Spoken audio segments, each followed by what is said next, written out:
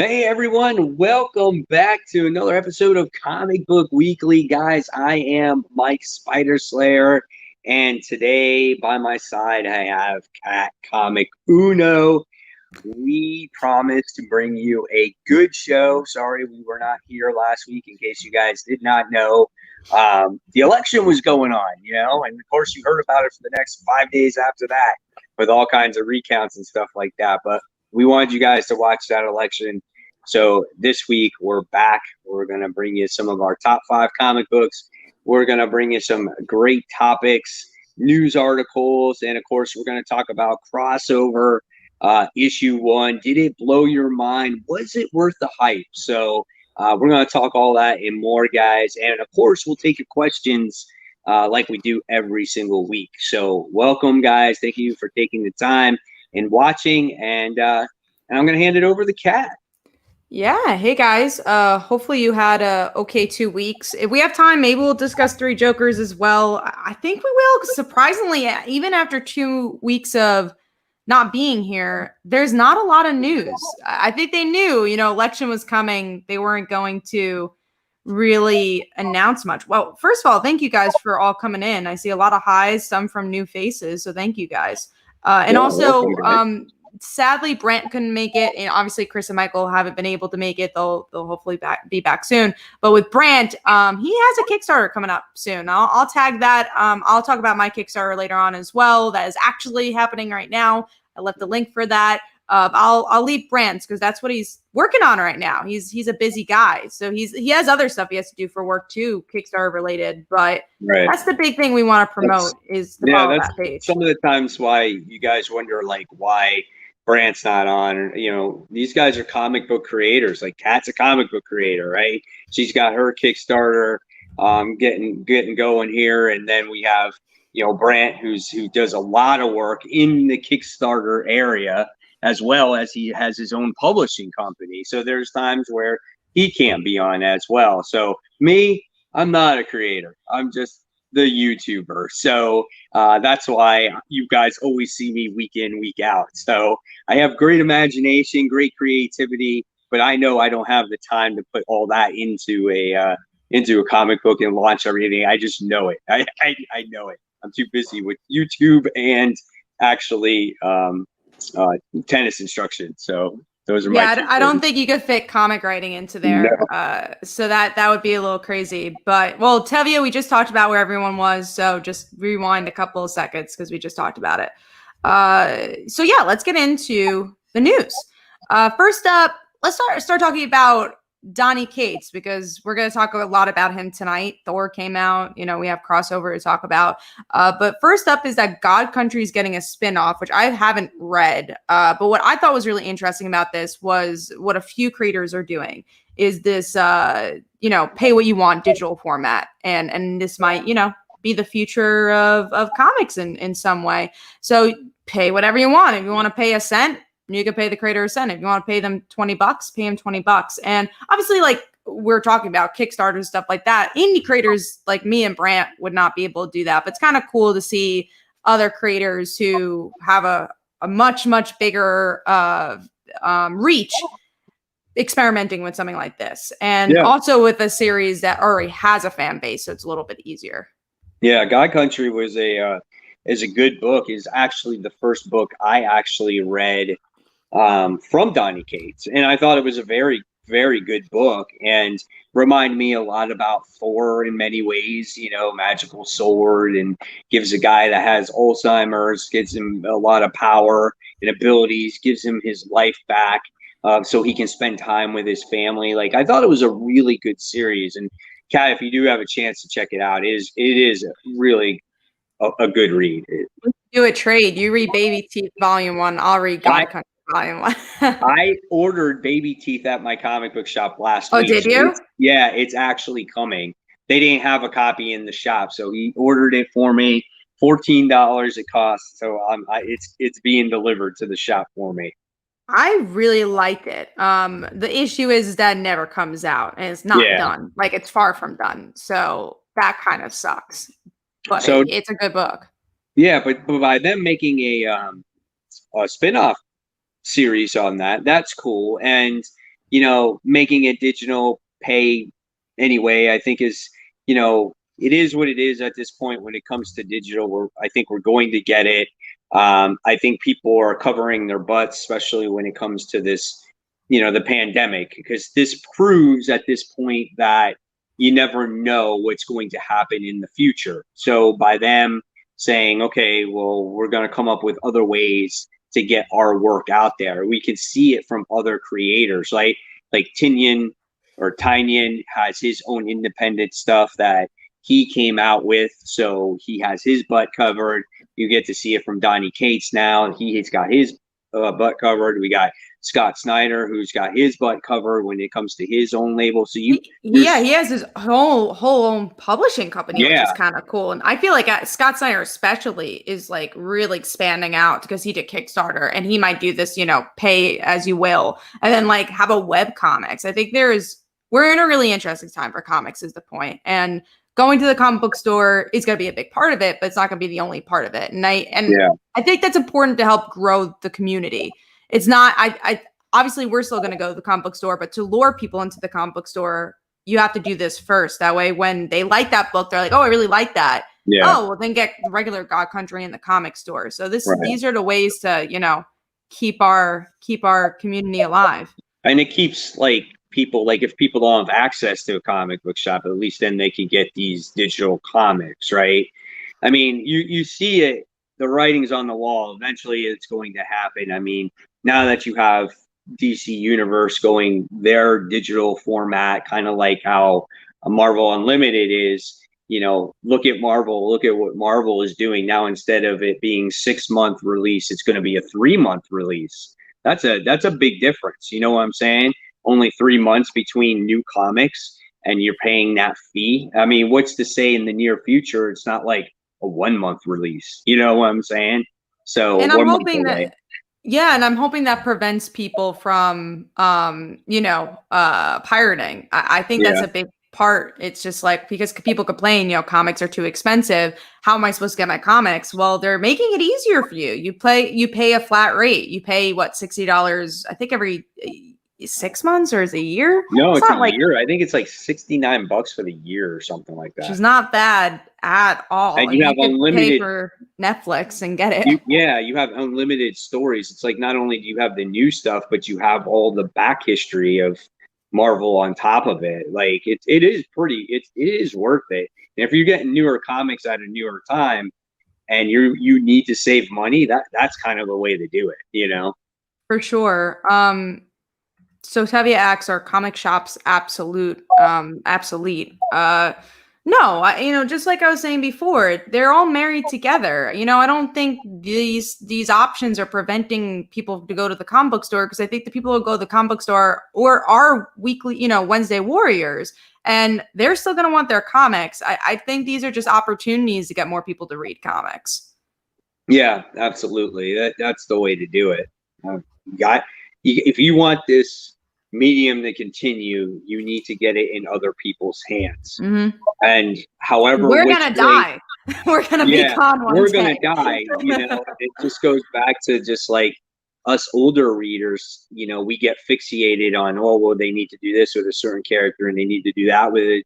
But you forget that you're not the only one here. Like there's generations before me that this could be the first comic that they're reading. You know what I'm saying? So it all stems to that. Eventually, there's going to be comic book readers that don't know any better but to read their comics online.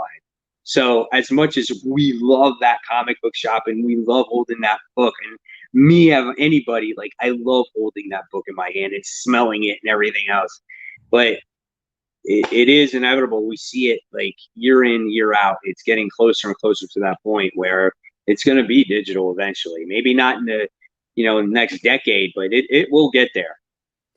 Yeah, and I hope it happens later than sooner, because I agree. I love physical comics, and honestly, like I have an opportunity to read most of my comics digitally just because of work, and read it beforehand.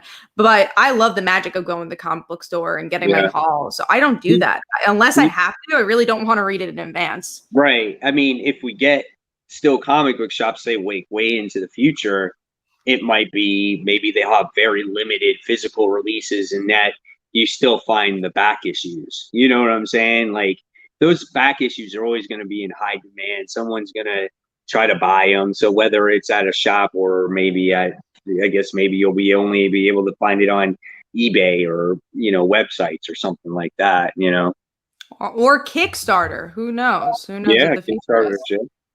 We have a really good question from Mike Manhattan. If Donny Cates decides to move to DC, what book would you guys like to see him write? I'm curious if me and Mike will have the same opinion on this. We might.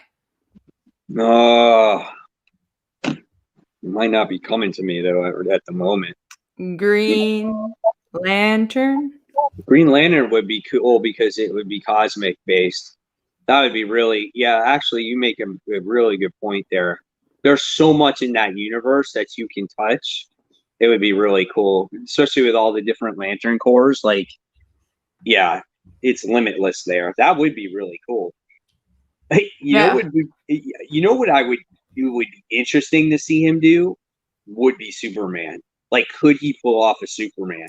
After reading Crossover, maybe. After reading Crossover, maybe. Yeah. I don't know. It's he's more of he's more of a being that's from beyond. So could he pull something like that off? That's a very curious question. What would all of the viewers out there, what would you guys like to see him write if he went to DC or wrote a title for DC? Leave in the comments below. Curious to hear. We also have another question, I think, for you, Mike, but I guess we could all answer it. Rogue Dog, it's me. Hey, buddy, I have around 10K comic books my aunt left me, ranging from 15 cents to current. Wow. So that means like you have some Silver Age. I'm a collector and wondered where could be the best place to get rid of them, all of them. Yeah, that's tough. First of all, I would figure out how much they're worth and see what you have. Once you find out what you have, then, a good place, depending on how much they're worth, do you get rid of them on eBay? Do you sell them to a buyer, a guy that buys collections? Yeah, at a store, maybe. There's people here on YouTube that are actually that are buyers that buy collections as well. So you might want to do that because people are looking for those keys, those golden age, those silver age books. And if they're in good shape, then, they might be willing to buy the collection. And then what they'll do is maybe then they'll get it CGC graded. So I would find out how much they're worth first and what you have. Do your research. Yeah. And it's not that hard to figure it out. Yeah. Don't search the comic. Just don't hand them away. Don't give them away because you could have something really good there. So go through them, see what you have. I know it's a lot of them, but you don't have to do it all at once. Just take your time, find a website that has price values on them, and you can get an idea of what they're worth at least, if they were graded. So absolutely. We got a lot of Superman love for Donny Cates. Yeah. Again, we're going to talk about Crossover, and his first lines in that book is about Superman. So I think it'd be kind of cool. I don't know if everyone would love his Superman take though, because I think he would definitely go more of like Immortal Hulk in a way where it'd be more darker. Philosophy. Yeah, darker and like more philosophy driven. More about like what does Superman as a idea stand for. And I actually love that. I feel like we haven't seen that from Superman in a long time. Maybe that's something Superman needs. Right, exactly. Yeah, we have a lot of great comments. So thank you guys. Zombie X Dance is surprised about 10K books. That is a lot. Your aunt seems like a really cool person if she had so many books. Absolutely. Yeah. I'm trying to see if there's a lot of comics. Comics and comments. I like physical comics over digital. Nothing better than holding a comic book in your hands and flipping through the pages. That's 100% correct, man. I am so on board with physical comics. So nothing will replace that. New comic book day is the best day. And then you read those books and you're just like immersed in that artwork. Oh yeah. I love just driving up to the comic book store and just getting my books and getting that haul and flipping through them and just like, oh man. And I love just reading through them because I read it all in one day. I love doing that. So Jamie or Jaime asks, have we talked about Crossover? Not yet. So you have some time. We're actually still on the news. We've just been, shooting the breeze about Donny Cates and all that. So we've been having fun doing that. We'll get through the news pieces, see if any others jump on, and then we'll talk about the issue a bit and about what maybe our expectations are. So yeah, we're going to talk about the other news pieces first. We are. So we're actually going to dive into that. So Mike, you want to discuss the official Choose Your Own Adventure book coming from Oni Press. Who knew? Oh my God. If you guys are ancient like I am, right? I'm 45 years old. And when I was a kid, I had a bunch of these Choose Your Own Adventure comic books novels. And I would read them and it's just like, choose your own adventure. Where do you go? Do you go to page 32 or you go to page 48? And it would give you a different outcome. So that's the point of the choose of your own adventure. Now they're making comics. And I'm like, man, that is awesome. Like, I can't wait to see that. But are we going to cheat? Like, are you going to look ahead? Because that's what I did sometimes. I looked ahead. I'm like, what happens here or what happens there? Because you can end up dead or you could like keep going on within the story. That's what was so good about these Choose Your Own Adventure books. So awesome, right? Unfortunately, these comics don't come out till August. So I'm like a little disappointed that we have to wait so long for them. But to choose your own adventure.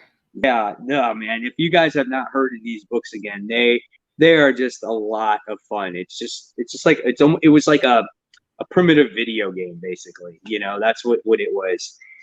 Can't wait for it. I'm so excited for it. And yeah, it's Oni Press, right? That's who's going to be publishing it. Mm-hmm. Yeah. So yeah, that was awesome. God, I'm so excited. It's like a year away though. It's forever. I don't think I've ever read an official Choose Your Own Adventure book. I've definitely read those type of stories. Like Black Knight just said, you had terrific issue 25 that did that. You know what I would curious to see? So if you chose your own adventure, say the main book comes out, do you choose, say issue 1 comes out and it says, choose your own adventure. Do you pick up 1.5 or do you pick up do you pick up the next month? Do you pick up this version of the book or you pick up the other version of the book? See, talking about physical and digital, I feel like that'd be really cool digital because physical, I don't know if that works budget wise, right? Because only half your customers are buying one comic and then the other half is only buy the other. But digital, it doesn't cost anything to print anything. So why not? I feel like that'd be kind of cool to explore in another medium or not medium, but I guess platform. Right. So that was a big news piece about Choose Your Own Adventures, but we're actually going to get into some Batman news, talk about some DC books here. So Tynion is going to have a second Bat title, which I think we're going to learn more about next month. And then as we have the Punchline one shot for us coming out tomorrow, I'm sure for you guys, maybe some have read it, do not spoil it. Supposedly Punchline is also going to be even bigger in 2021.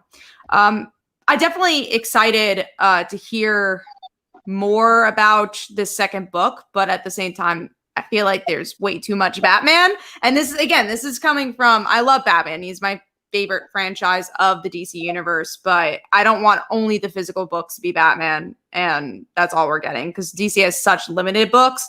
Do we need another Batman title? I don't know. I'm just curious, like, what he can write that's not currently in the current Batman book, right? So is it a Batman book or is it going to be like a Batman family book? So I think it's a Punchline book, if I'm being dead honest. That was my initial thought, too. I'm thinking it's a Punchline ongoing series. That's what I could only think of, unless it's like a Clown Hunter book or something weird that way, but I think it's a Punchline series too. We got Tizzy who says, I feel the same way, Kat. I love Batman, but at the same time, it's too much. And I only say that because we just have so few books. If we had as many as Marvel, I don't think I would care as much. Mike Manhattan says, you can never have enough Batman. I mean, that's very true. That is very true. Josh says, Kate's of Justice League Dark would be perfect for any of the characters from there. That actually is a good pick too. Justice League Dark. I can see him doing that too. And I'm trying to think. He has not done any team books. He's only done solo books, right? Venom, Yeah, true. God A lot of Country. ensemble characters, though. Yeah, exactly. So he hasn't done a team. That would be quite interesting. Department of Truth. Oh yeah, good book. We didn't talk about issue 2. I don't think, did that come out this week or last week? It was I don't last week. remember. I didn't get a chance to read it yet, so it wasn't as good as issue 1, but still a fun book. Let's get into some more Marvel news here. So speaking of big events, we have King in Black gets a Captain America tie-in and Wiccan and Hulking. The reason I marked it down is just because like it's kind of cool after Empire, these two characters get their own one shot. And I'm gonna the same thing that I did with did with Empire. I'm gonna do with King in Black. Just because I read Absolute Carnage, it wasn't quite my thing because I wasn't reading Venom, and I have a feeling it's gonna be the same thing for King in Black. But there's so many tie-ins. I'm just going to read the tie-ins. So that's the route I'm going. You're just going to read the tie-ins? You're going to read the main event? Just reading those tie-ins. Maybe issue 1. This is something completely different, though. Oh, my gosh. Like, that being is coming to the... Oh, jeez. I just don't know if I'm into him. No, only tie-ins. Wiccan and Hulking I'm going to read. I'm going to read that Spider-Man tie-in. I'm going to know what's going on. I'm going to be fine. Sure you will be. This is something a little different than Empire, I think. No, I've been burned too many times. Empire exceeded my expectations, but but I do think that the Wiccan and Hulkling title is kind of cool because he's still obviously in charge of everything, and based off of what happened in the most recent Web of Venom issue, it had to do with the Kree and the Skrulls. So you can see that they're kind of still makes sense that they're thrown in the mix. You don't want to completely forget about them, right? So I think it's cool that they do have their own one shot. Captain America, it's not a big deal to me because it's like, oh, well, if everyone else has a tie-in at this point, why can't Cap have one too? Yeah, why not Captain America? Maybe I'll change my mind when that issue 1 comes out, which I actually think it's kind of soon.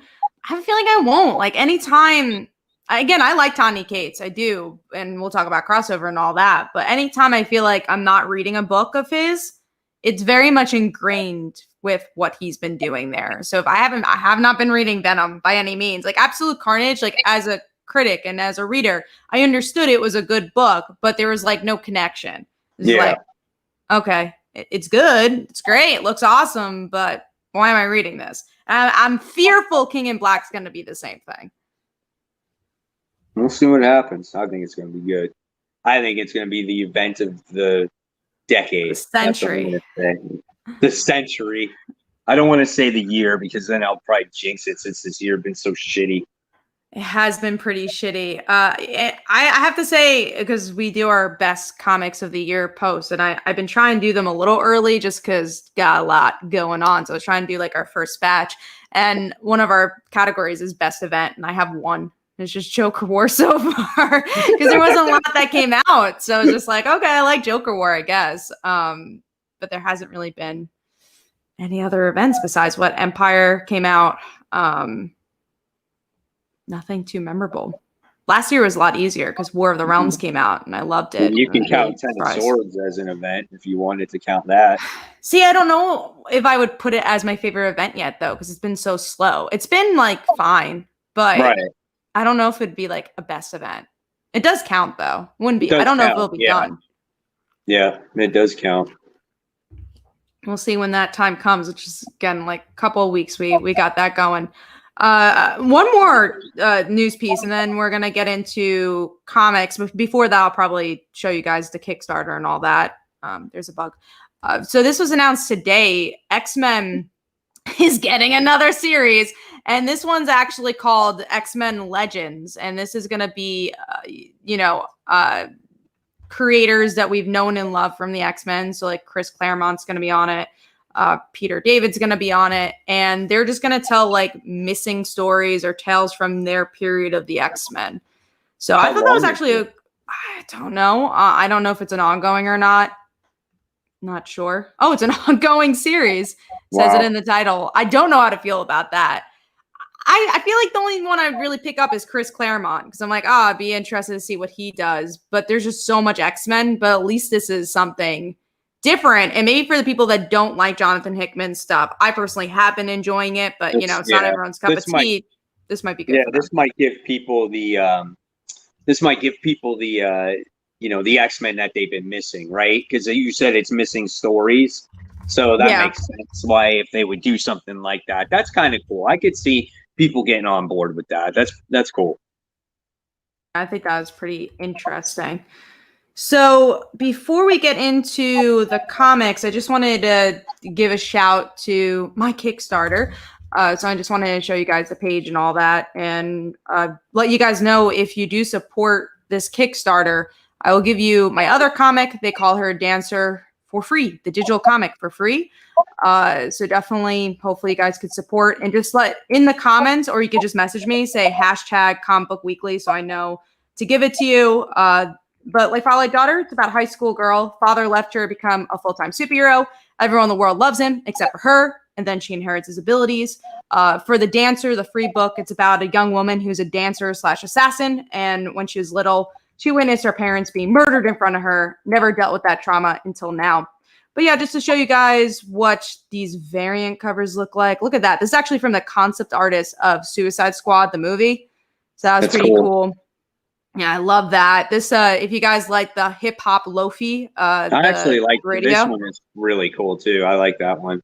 Right? It's like, it's cutesy, it's anime. Yeah. But it's kind of the vibe I was going for it because I was like, I don't want everything to be too serious. But our cover image, which I'm in love with, is Paper Cats. Yeah, this one is awesome. Yeah, this is cool. So yeah, it's issues 1 through 7. And also, as I've been putting in the comments, we have the early bird special only going on really until tonight. We have a little bit, I think it goes until like 1 o'clock tomorrow, but really, it's really only until tonight, where you get to get half off of the physical issues. So it's only $5 for the physical issue of issue 7. And then if you've never read the book before, you could get an early digital catch up for $20. I really try and make all the prices very affordable. Just to catch up with the whole book, it's $40. And there's a lot of twists and turns in there. I won't spoil it for you guys.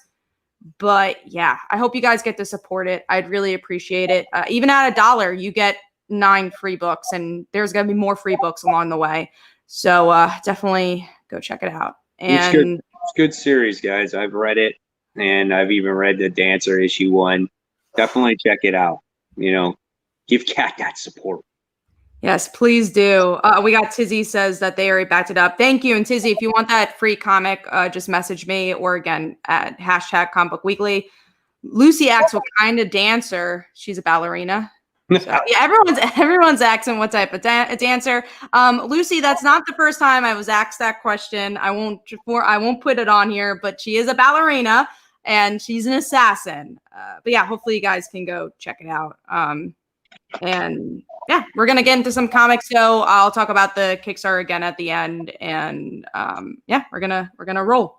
All right. We'll talk about the crossovers first. Yeah. That's our main topic. So we'll talk about Crossover, which is obviously the comic. We're going to talk about Donny Cates. We'll talk about all that stuff. So for months and months and months, we've known about Crossover, right? People have seen the image, which basically is the image that I put together when I created the thumbnail about the boy basically reading a comic book and his mind is blown away, right? Kind of represents when you're a kid reading comic books for the first time, you're taking into this other place and your mind is just blown. That's the way I looked at the cover, right? I was like, wow, that's a pretty cool concept, right? So there's all this speculation about what Crossover is going to be. What is Crossover? Is it going to be, crossing over into, people have said, into Marvel, into DC, and Image? People were speculating on that. And just because in the preview art, we saw characters that looked like the heroes that we know, But after reading that book, it doesn't look like that's the case. It's a different type of story. In many ways, but nevertheless, after I got done reading it, I actually enjoyed the book. Was it, I guess, as great as I thought it was going to be? No, because maybe I hyped it up a lot in my mind, but I wasn't expecting this whole crossover event with DC, Marvel, and Image characters to happen. You know, I had a feeling it was going to be something different than what we were speculating on, and the crossover term was exactly what it was. It was just a terminology, the name of the comic book. You know what I'm saying? So, but just the initial first thoughts, I enjoyed the book. What did you think, Kat? I really liked it. I was actually pleasantly surprised. A lot of these indie books, I kind of like going into it not knowing what's going to happen. And I do agree. There's hype towards like, oh, you thought like, Invincible is going to show up or whatever. But I thought it was a really well crafted story because it's this really meta story about like, do we matter? It's like our story is more important than us. And then you actually get to see like story characters interacting with you in a way, even though you're reading a story. So everyone's a story character. And then the representation of like our superhero is important. And I think this kind of bigger narrative when people ask like, well, why does it matter? Like, I feel like there's this big, in comics or whatever, like something happens to a comic book character is like, who cares? Why does it matter? I think there's like, that's the bigger commentary. It's like, well, this is why it matters, or this is why it doesn't matter. Or maybe none of it matters. And it's kind of this existential story, but I really like the ending as well, that we find out it's a love story between these two characters that don't even interact by the end. Right. So I just like the way it was paced. I just thought it was really different and up my alley. I really liked it. I just think, I've heard other people dislike this story, and that's fine. But I've heard others as well trash the story. And again, everyone's entitled to their opinion. I'm not going to be mad at you for it. But I just feel like in a story like this is something that I think you can't just really discredit it yet until you give it a chance to tell its story. You know what I'm saying? Like, and that goes like that with most comic books, I think like even when it goes to the superhero books, like whoever thought when Donny Cates took over Venom that Venom was going to be the way that it was? When he took over Thor, did you think that Thor was going to turn out the way it was? Or when he wrote Thanos, it's the same thing, right? Or even Silver Surfer Black, like people just praise Silver Surfer Black. You know what I'm saying? So it's like you gotta give this type of story time, right?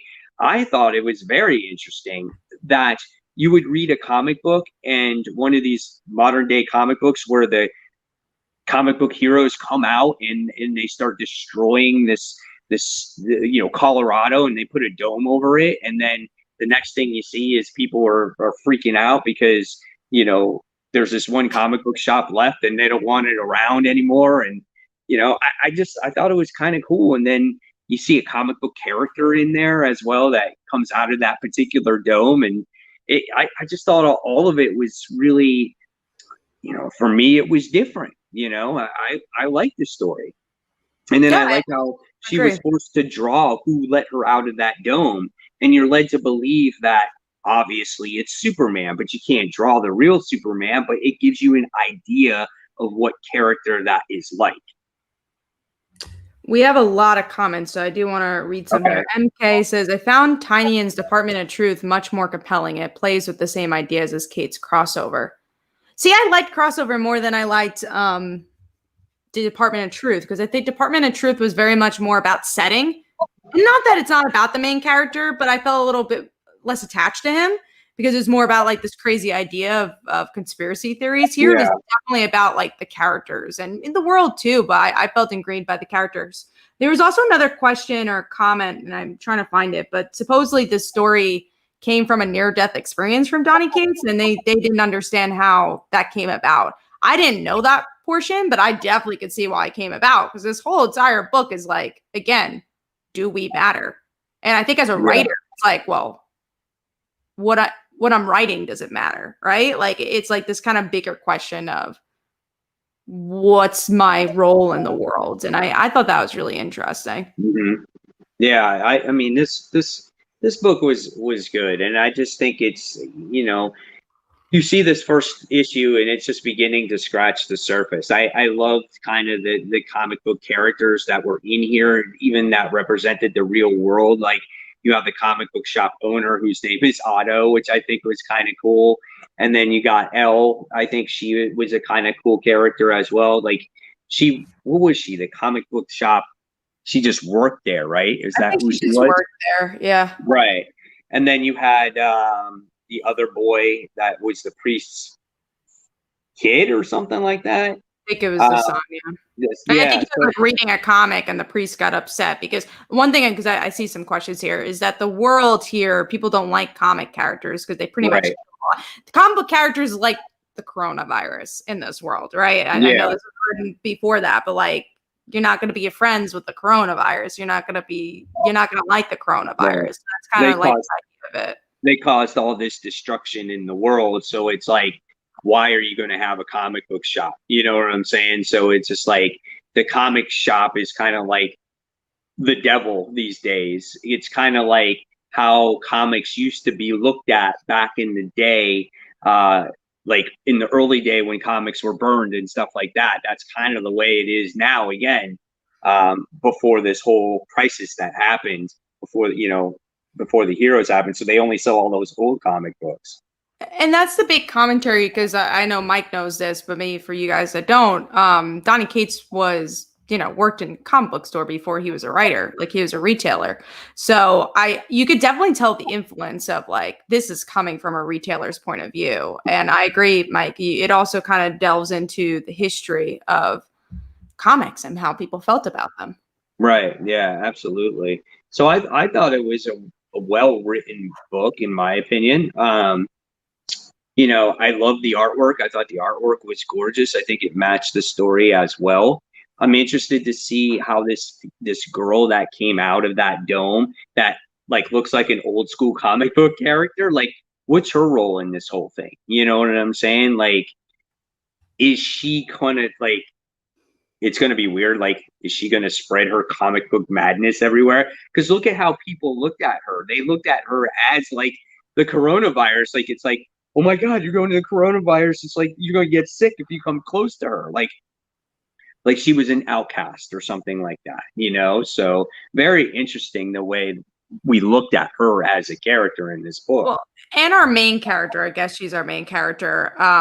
If she's from that world, because she doesn't have the dots, but then she's like, my parents are trapped there. So there's definitely like this mystery of what this other world was, which is comics. Yeah. I mean, I think we're going to see a lot more characters in this book. And again, we don't even know the beginning of the story. How is this an ongoing, or is this like it is a mini series? I think it's ongoing. The thing with Image is that I feel like they never really announce when it's an ongoing, or if it's like a max series. Or it's an ongoing until it just ends, right? Until the story has been told and then it ends. Yeah, I don't know how many issues it would end up being. I can see this one going for a while, but then it goes back to like Donny Cates has all these other indie books that he hasn't finished. Has he really finished an indie book yet? He finished God Country. And now there's you said he's still reading Baby Teeth. He's still writing Baby Teeth. He's still writing Baby Teeth for sure. Yeah, but then he's got all his Marvel stuff and stuff like that. But and going back to like, if you compare him to past writers and things like that, I mean, that's cool.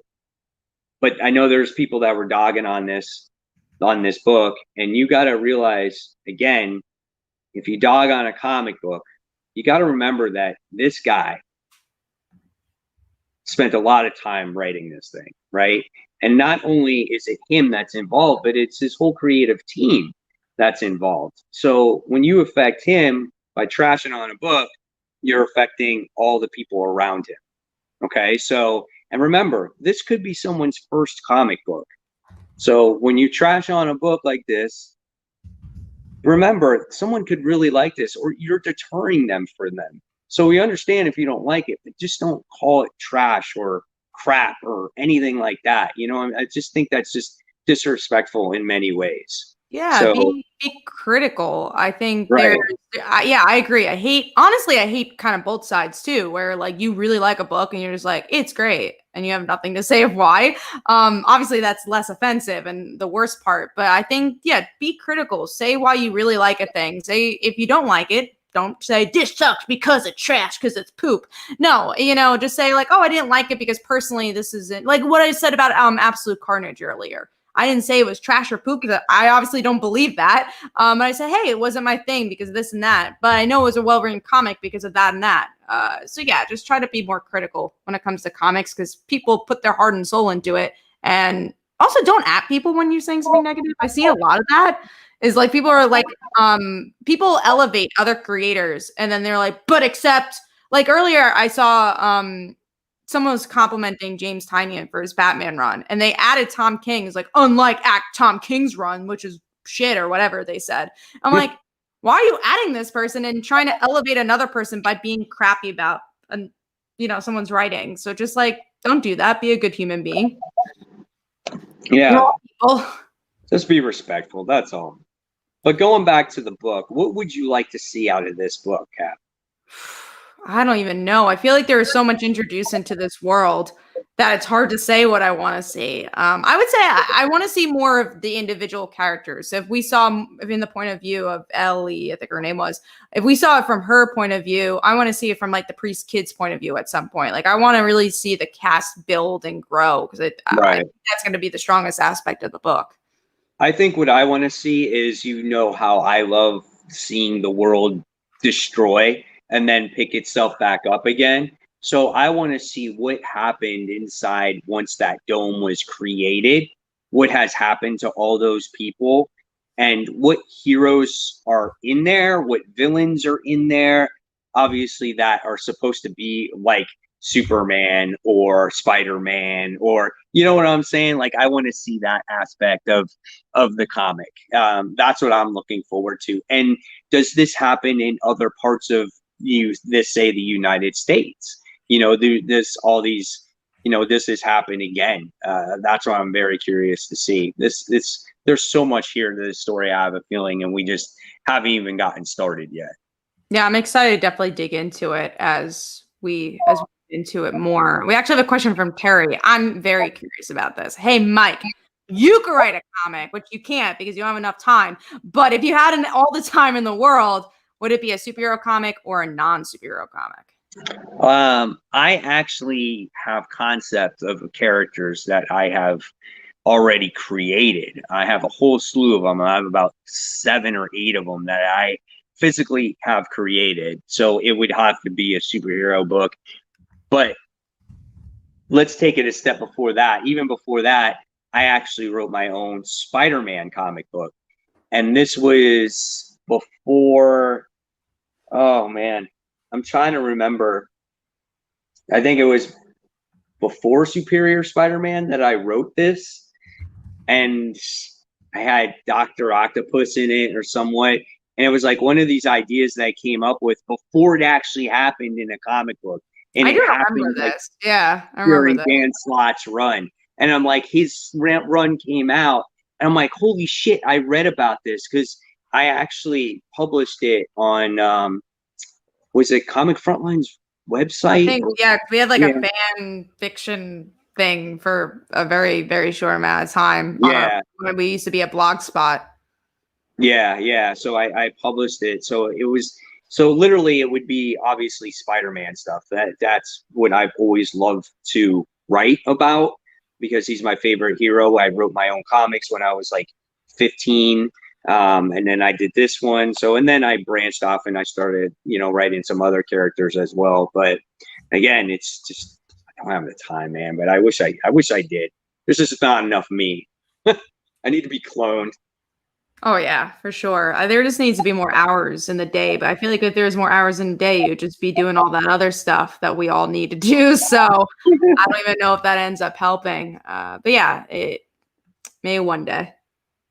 So, and also in the comments too, I would love to hear what you guys think of Donny Cates' writing overall, and maybe what your favorite story is from him at this point. That's I'm curious to hear, as we go through through our comic books and stuff like that. I can see Crossover maybe being my favorite. I'm actually pretty excited to see where this goes. For me, I think it's still Baby Teeth. I really like that book. I loved Thanos. I thought that was phenomenal. I read that trade on a plane ride to Detroit. And I remember reading it and I was blown away by it. And that's when I was introduced to Silver Surfer Black. And I was like, wow, this is pretty badass. And so ever since then, I've been hooked on his writing. And I kind of have that similar feel. Like, he's done a great job with Venom. But something that I'm even more intrigued with is Thor. I am thoroughly enjoying his Thor run right now. And even though there's not nearly as many issues as, say, Venom is right now, it has some strong potential of being one of my favorite comics from Marvel. I really like that Jane Foster cover that came out this week. Oh, yeah, that looked really cool. Variant was cool, even though Jane Foster had nothing to do with that story. No, yeah, I didn't get it. I kind of wish I did just for the cover. I did get which I think I showed online. I actually got a CGC'd version of it too, a 9.8 of the Blackest Night Stephanie Brown variant cover. And I saw that from your group. I didn't even know it existed. I'm like, oh, gotta go buy that. I did. Yeah. Yeah, for every you guys that are not members of my Facebook group page, just go on to Comic Book Corner 2.0, Webheads Unite. Just go on there. I'll approve you. You guys can share your comic book hauls, your collections, anything that you want on there. On my comic book day hauls, you might be shouted out on some of your pictures. So go ahead and join it. It's absolutely for free, guys. It's a lot of fun. The community that's grown on that Facebook group page has been awesome. So yeah, go ahead and check it out if you haven't yet. Yeah, definitely go check it out. It's a lot of fun. A lot of comments here. Thank you, guys. And I guess we're going to go into our Under the Radar next. All right. So, Under the Radar. So, guys, just to let you know, we're going to be talking about the comics now. So, any of your, comics that you want to talk about, feel free to comment on as well. Just letting you know that there are spoilers. So, if you have not read your comic books, or if there's a comic book that we're talking about, just pause it or mute it or whatever the case may be, so we don't spoil anything for you. But yeah, hey, this is Andre Snell from Port St. Lucie, Florida. I am in Sanford, Florida, so we're not so far from each other. We're about 2.5 hours away. Damn. Barbarian is on the show. Yeah, the group is awesome. No negativity at all. That's good. See, I got a recommendation right there from Bavarian herself. So she was actually one of the first people to join it. So that's pretty cool. All right. So, Kat, you ready to talk about some comic books? I am ready. All right. So the first thing that we're going to talk about is Under the Radar. And my Under the Radar book was actually, trying to remember what it was, Sweet Tooth, or The Return of Sweet Tooth issue. You read the original, or? I never did. And so I decided to read this one to see, okay, can I jump on and see what it is about? I still don't know if I can understand what's going on, but all as I know is it definitely had me hooked to read issue 2. Did you read the original? No, I've never read it, which I really like Jeff Lemire. So yeah, so it's done by Jeff Lemire, and the artwork, I forgot who the artwork is done by. But we've seen his artwork by, it's the same artist that did Trillium. You remember that book? Oh, yeah. Yeah, so it's the same artist that did Trillium. And it's about this boy who's like this half-breed, right? Of like, I don't know, moose or reindeer or whatever he is. I know the horns exist. Yeah, he's got antlers on his head, right? And in this book, he's kind of like, he's trapped in this like world, in this bubble, in this forest. And there's this fence. And when he goes to this fence, there's these robotic like creatures or whatever they are. And they're just like, you can't pass the fence or you'll be punished. And he gets real angry. And he's like, when I was a boy, you could tell me your lies and blah, blah, blah, blah. I'm changing inside. I'm getting older. I'm getting stronger. He talks to this, which is his dad or whatever it says, and says, you have to stay here. You can't be, you can't go out there. You need to stay with us until you die. And then you go to heaven and blah, blah, blah. And he's like, okay. And then he winds up sneaking out. and he finds this whole other world that he's never even knew existed before. And he runs into this guy, and I was like, okay, I don't know who this guy is, but it seems interesting to me. Like, for some reason I was just like, I need to read more of this. And in fact, what I need to read is I need to read the first freaking volume of this. So I will probably check out 2. And this is done by DC Black Label. So this seemed pretty cool. Let me know if you like the first volume of the comic as well. If Yeah. you haven't. Yeah, I will eventually. So what was yours? Mine was Black Widow, issue whatever we're up to, issue 3, I think. I've been blown away by this comic because, I mean, we talk about this every single time. None of us here really like Black Widow that much, you know, or at least haven't been able to get into a series of her.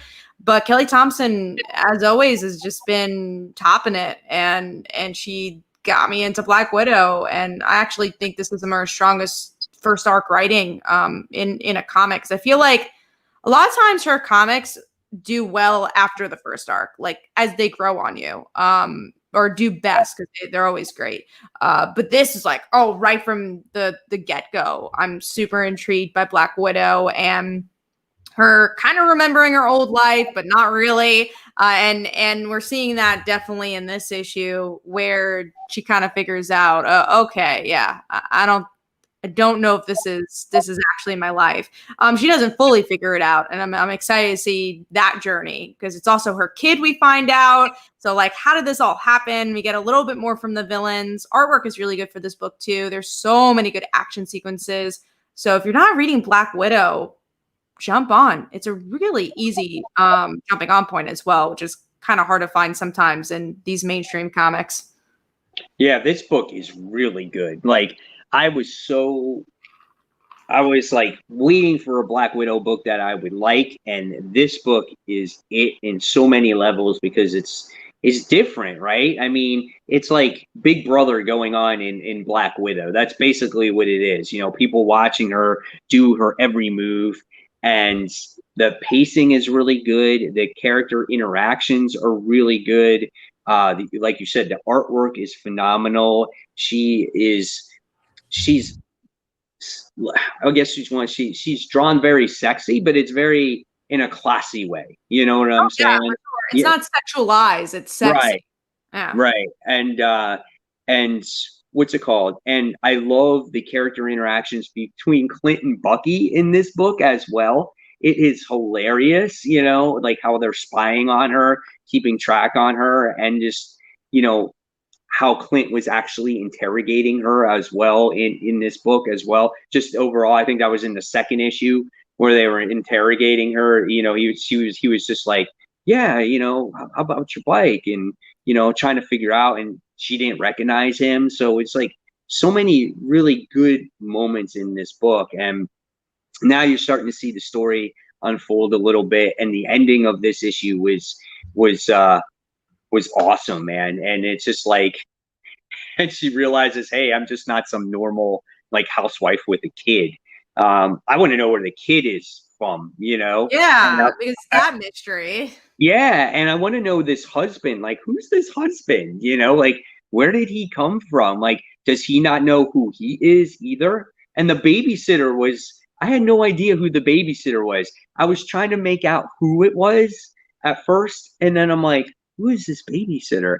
And then they, you know, they let you know. I read issues 2 and 3 back to back today. So, and I was like, man, like, and then I figured it out when they showed it. I'm like, oh, that's who the babysitter is. I should have known, right? Yeah, I didn't even like put 2 together. I didn't even know we were supposed to know who the babysitter is until issue 3. And I'm like, oh, that's kind of cool. I'm just so excited to see where it goes. And again, knowing Kelly Thompson, her books just get better. She's not one of those writers who only like writes a good first arc. Because again, sometimes her first arcs aren't always perfect. Like, I liked West Coast Avengers more as it went on. I like Captain Marvel now more as it went on. And this, I'm like, whoa, it's starting out already great. And that's awesome. I love the little Easter eggs in this book too. Like, her dog's name is Logan, which I thought is hilarious.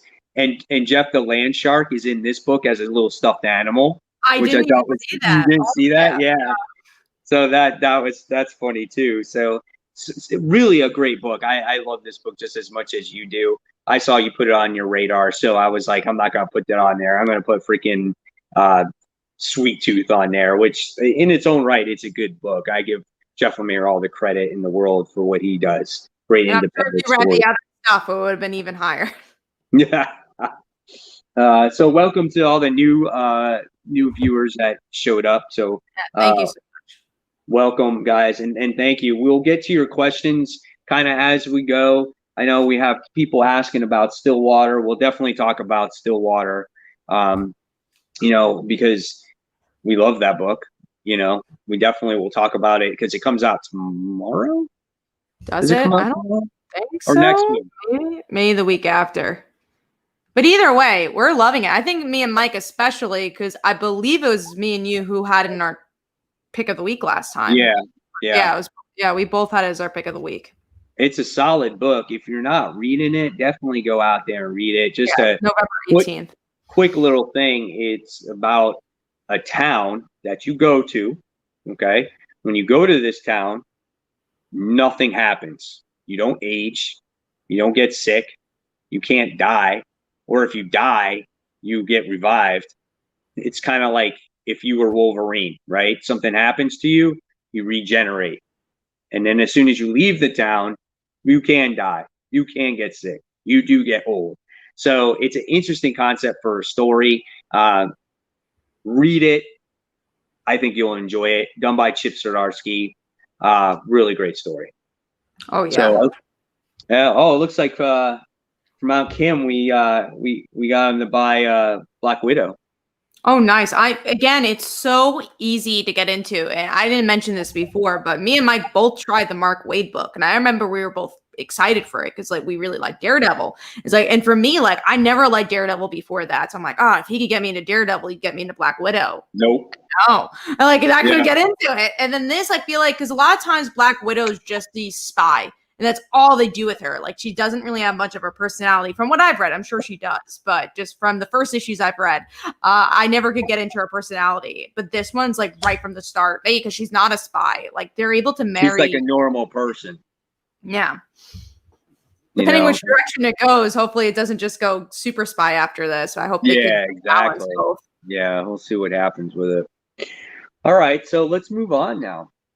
Oh, Sweet Exorcist says, Kelly Thompson also did a fantastic job on the Rogue and Gambit book last year. She also writes Emma very well. Yeah, she does write Emma so well. Yeah. All right, so we talked about crossover. We did talk about that topic for the people that are just joining us. So if you need to go back a little bit ways, probably about 10 minutes ago, that's when we talked about, Donny Cates Crossover, what we thought of the book and whatnot. But overall, Kat and I really enjoyed the book. We're looking forward to issue 2. And we think that, this is just obviously just the beginning of a story that has a lot to be told here. So please give it a chance if you wasn't too keen on issue 1. All right, next we're going to talk about Batman issue 102. So when it comes to issue 102, we get introduced to the Ghostmaker. He's basically a teen rival of Bruce Wayne, and we got to see that here. He's kind of like an opposite of Bruce Wayne, right? We get to see Ghostmaker, who's white costume, and Batman is black. He's the Dark Knight, and it looks like they're fighting for the rights of Gotham. What did you think of the Ghostmaker, Kat? He was cool. I don't know if he really impressed me like Clown Hunter or Punchline. I remember both those characters didn't impress me from the first issue. It took a while for me to like them. So I think he has some good possibilities as a character. And I think this was a good overall issue after Joker War. It gives us some relaxation time from Punchline and the whole Joker stuff. There's small moments I really liked. I really liked Harley. I think she's one of the best parts of Tynion's run. I like Batgirl being Oracle and hopefully the opportunity of her being Batgirl and Oracle at the same time as we see more of her. But I didn't like the art because there was such a drastic change in the middle that really took me out of it. I agree with you. I had to flip back and forth, and I'm like, this is definitely an art change. And I'm looking at the artist. I'm like, oh yeah, this is why they did that. I had no idea. time, maybe. I don't know, but it was way too different. Like the second artist had absolutely no detail. Their faces looked mushed together. And I really liked the first artist, so it kind of like didn't ruin the issue for me, but it's not on my top 5 because of that. Right. I enjoyed the story too. I thought that one of the cool moments was obviously Barbara being Oracle, because this kind of solidifies that she is going to be Oracle going forward. She is going to be that voice in Batman's ear that takes over for Alfred. That's basically kind of what she is. So, and then when she can be Batgirl, or when she wants to be, she probably can put on the suit and go out there.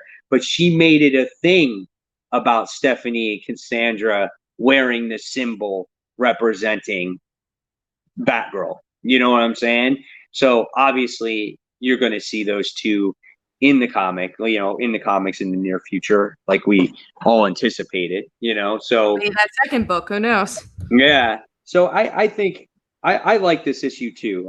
Again, it wasn't like my favorite issue, but I did like it. All right. So let's see. What do we see here? Some comments here. Steve White. Some are saying that Ghostmaker is kind of a ripoff off of Moon Knight. I don't think I know enough about Moon Knight to say if he's a ripoff or not. We don't know if he's kind of like schizo or has multiple personalities, right? But I could understand like the character design, right? Yeah. Let's see. Lucy M. Star. LOL. Moon Knight's kind of a ripoff of Batman. Honestly, true. So I guess they're just trying to get their payback there. Right. And then remember that Moon Knight is schizophrenic, and then that's what I just said too. So all right. So let's move on. So we had our Batman discussion. So now we're going to talk about Wolverine, Black, White, and Blood. So from what I heard, there was a Harley Quinn that was like a black, white, and red. There was the digital book. Digital book, yeah. So I never read that. But when it comes to Wolverine, Black, White, and Blood, this book is an anthology book, so it has multiple different stories in it. So if you're not into anthology books, then you don't need to pick this up. You don't need to pick this up to understand what's going on in the X-Men book. But what is cool is that it's black, white, and red. So you have just cool. 3 main colors in it. So for this type of style of book, it fits the Wolverine character because he does a lot of slicing and dicing. And so what represents red? Blood, right? So you get to see a lot of that in this particular book. Plus, this book is what people are saying is a possible spec book because I think it was one of the variants. I have one of the variants. I have the main cover and a variant book where it has an actual misprint in there, or it's a printing issue where it has the Web of Venom Empire pages inside of it. It's actually got 2 issues in it. And so are 2 pages of that issue inside of it. So it's a printing error. So a lot of people are specking on that book that it could be worth some money because comic shops were told to hand in their copies, like tear them up, get rid of them, don't sell them. Oh, so that's it definitely, I don't know, could have some more money. But yeah, my book has got like the first page of the Web of Venom Empire issue, and then the second to last page. And that came out this week, the Web of Empire, or did that come out? Yeah, it came out this week also. So that's where the printing issue got messed up. So it's kind of cool. So, but overall, that story was kind of cool. The stories were fun to read, and I enjoyed it. Will I pick up issue 2? Maybe. I guess we'll see what kind of week it is. I think the covers are really awesome, and the interior art was really cool too. I feel like anthologies are so hard for me to like get on a continuous basis. I'm like, they're all short stories, Yeah, it wasn't too bad though, because it wasn't like, say, a Batman anthology 80th anniversary where it's like story after story. There was only 3 of them in there. No, It's not bad. All right. So let's talk about our number 5. And my books are right over on my long box of Marvel comics. So let me get those, Kat. You can go on Okay. your number 5. Well, mine is Power Rangers, so I'm sure you're glad that you're leaving. Mine is Mighty Morphin issue 1. I like the issue. I think there was some good mystery of who this new Green Ranger is. There's some good character interactions overall. I will say it's not very new reader friendly. So if you haven't been reading Power Rangers, I don't know how much you're gonna learn from this one. But I liked it. I've been reading Power Rangers. I don't think it's the best issue out of all the runs, but it was a pretty solid beginning. Okay. Are you going to continue it? Yeah, I've been reading Power Rangers. It's going to take it would be very hard for me to drop it. Gotcha. All right. That's Power Rangers. Steve White asked, is Wolverine Black, White, and Blood a limited series book? I think it is. I think you can only tell. Yeah, well, I think it was, I know, maybe it's like 5 issues or something like that. So we'll see what happens with that. Is that Snatch Face, the Fool? Says, hey, everyone. Very interesting. Very interesting name. Welcome to the show, guys. Glad you're here. All right, so my number 5 is, and I think this came out last week, but I read it for the first time today because my shop's copy was damaged, but it was Chew issue 4. So I think yeah. So even though I read it this week, that was my number 5. Probably otherwise Batman would have been my number 5, but that was my number 6. So I think we're in the same area for Batman. Yeah. But Chew issue 4 was good, man. I mean, we get to see Saffron Chew kind of go down the tubes. Her brother finds out who she is and that she is the criminal. And I love her using her powers, like finding out how she gets information from her people. And then we get to see how Detective Chew finds out, how he gets information from his people. I just love the overall story. I just think it's a lot of fun. I love her as a character, and now we're going to see the two brother sister go at it with each other because they're holding guns at each other at this point. So I love this story. So I don't know. What did you think about this last issue? Yeah, no, I liked it. My question for you, because I guess it kind of goes into Tevia's question, is Chew a prequel? Because I know Saffron is a character that kind of was created for this book. No, it's not. She's been in other issues. No, this is her point of view.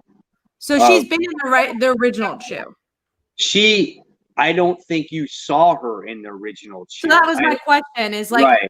So it plays in the timeline of regular Chew, except now it's from her point of view. But she was never really a character in regular Chew, so that's interesting. Right. I think see, I don't remember because it's been so long since I have read the original series, so I would have to go back and read it to see how much you see of her. But the main focus of the book was on Detective Tony Chew and him dealing with the bird pandemic, the bird flu, and how he interacted with all of those people that died from it. And you never see him deal with his sister. And you never saw those, I don't think you ever saw those Sunday sit downs. You know what I'm saying? So John Layman is intertwining the stories together so you can see the point of view from Saffron. I'm intrigued. I definitely want to see how that all plays out. I think I'm coming from an interesting point of view because again, I never read Chew, but it's still a very easy story to get into. And I think it is a little bit before the initial time frame because you see Detective Chew's partner, and I forget his name, Kobe. And in the main series, he kind of gets messed up and he becomes like a cyborg, like the Terminator, right? And in this book right now, you don't see him that way. And this is right when they meet as partners. So they just became partners at this point. So it is taking place a little bit beforehand, but it is taking place at the start of that bird pandemic. So it's pretty interesting story, man. It is really good though. I like it. We do have a comment from Andre. I think all the Marvel Nullified variants covers are fire. Do you think we may see all of them together as a team in the Venom arc? This is definitely a question for Mike. I'm not even getting King in Black, only the tie-ins. Man, oh man. I know I looked at those Nullified variants. I don't think so. I don't think they're characters. I just think they're for the covers. We've seen that now with like the Phoenix variants. Like we have a Mortal She-Hulk variant. We had the Jane Foster Phoenix variant. So this is kind of the same thing. This is like the Nullified variant, where you get to see your favorite characters as like a null character, right? So we've seen that with Immortal before. We've seen that with Gwen Stacy. We've seen that with a lot. Iron Man. Yeah. I agree. I think you're right on that, which is cool. Yeah. I like that they do that though. They're cool covers. Right. You know, again, like Gwenpool was a cover, and look what happened to her. She wound up becoming a main character. So you could see something spawn out of it. You never know. All right.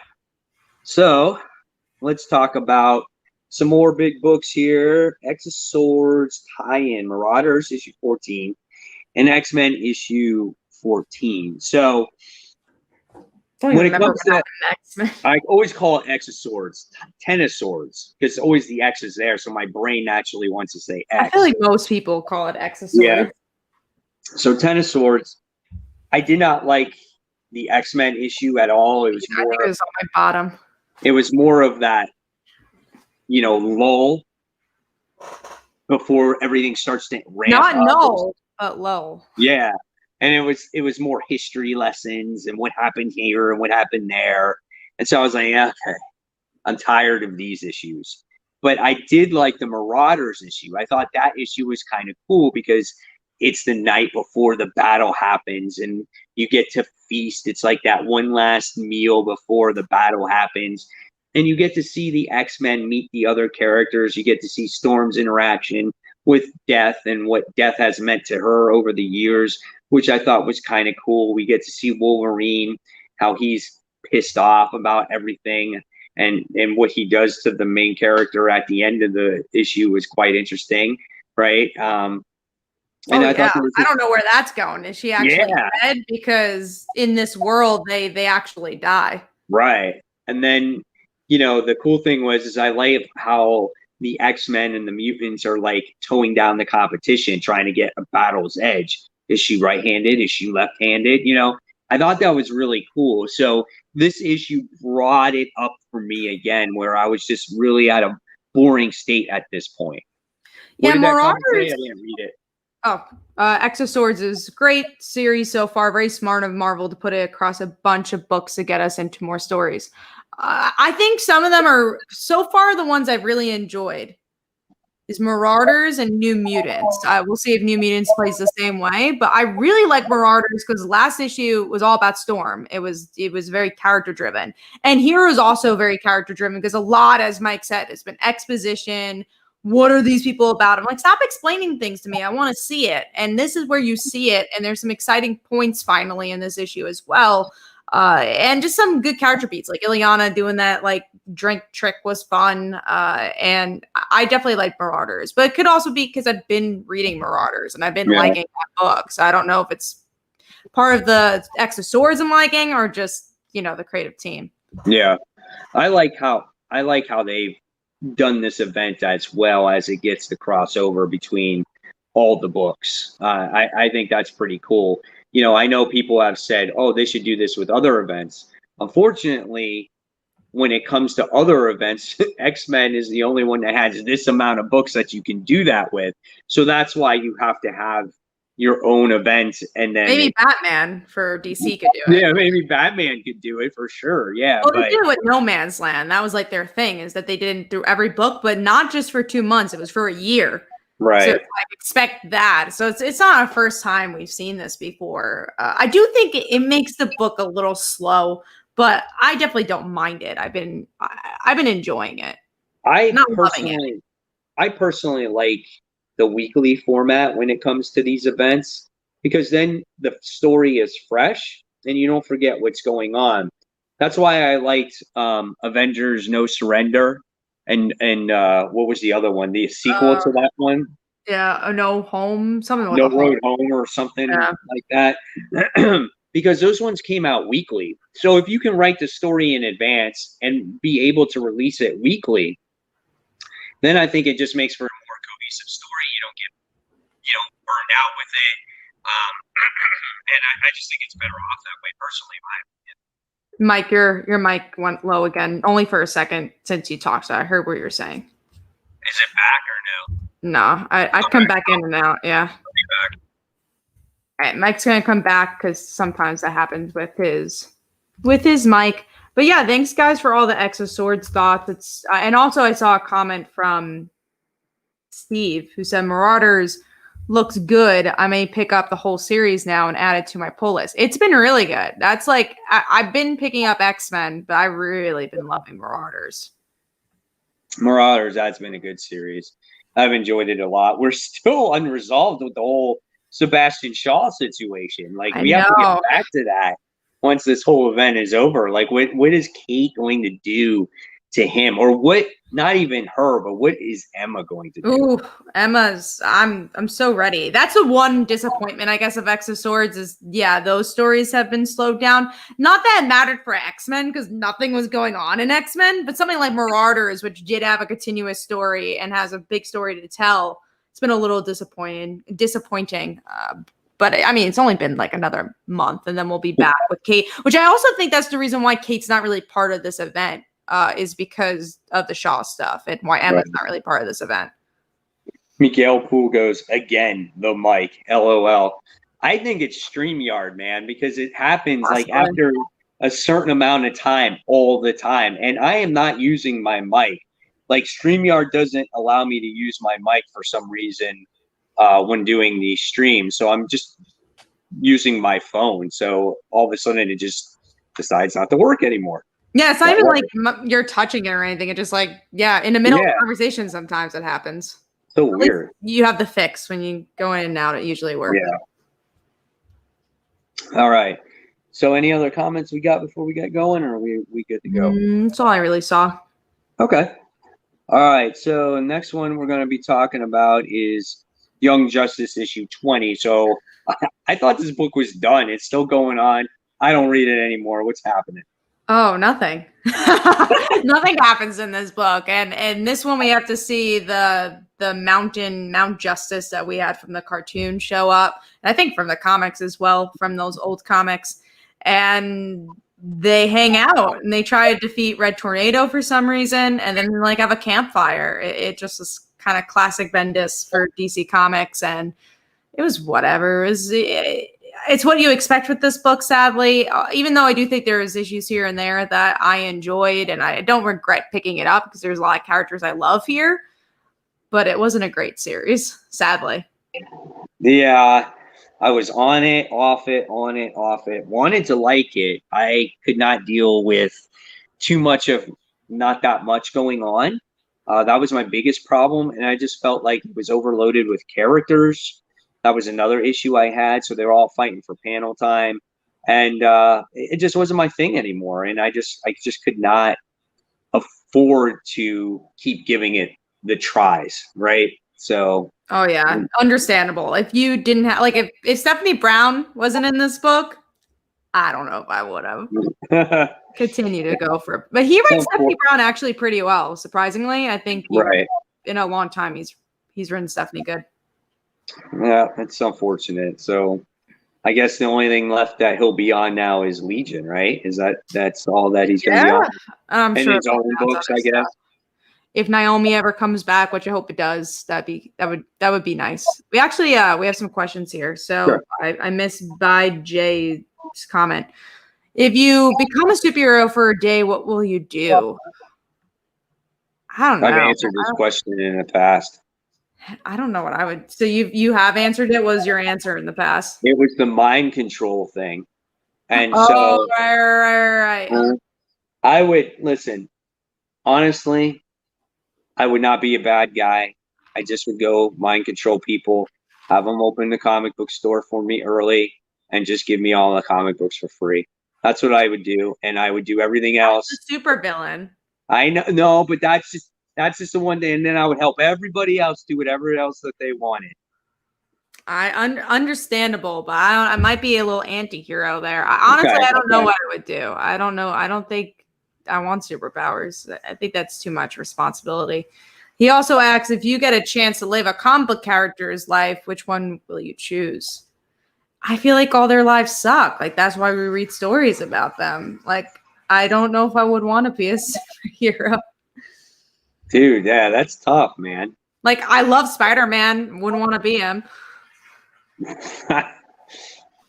Tony Stark's got all the money in the world, but he's a drunk and Yeah. oh my God, that would be tough. Bruce Banner, he's the strongest creature, but he's always, people are always after him because he's a monster. Who else could you be? No one likes Spider-Gwen. Kamala. I'd be Miss Marvel, except pre-outlawed, because outlawed, lots going on with her there. But I think she lives a pretty solid life as a hero. You know what? I would be Deadpool, even though I hate Deadpool. Not either.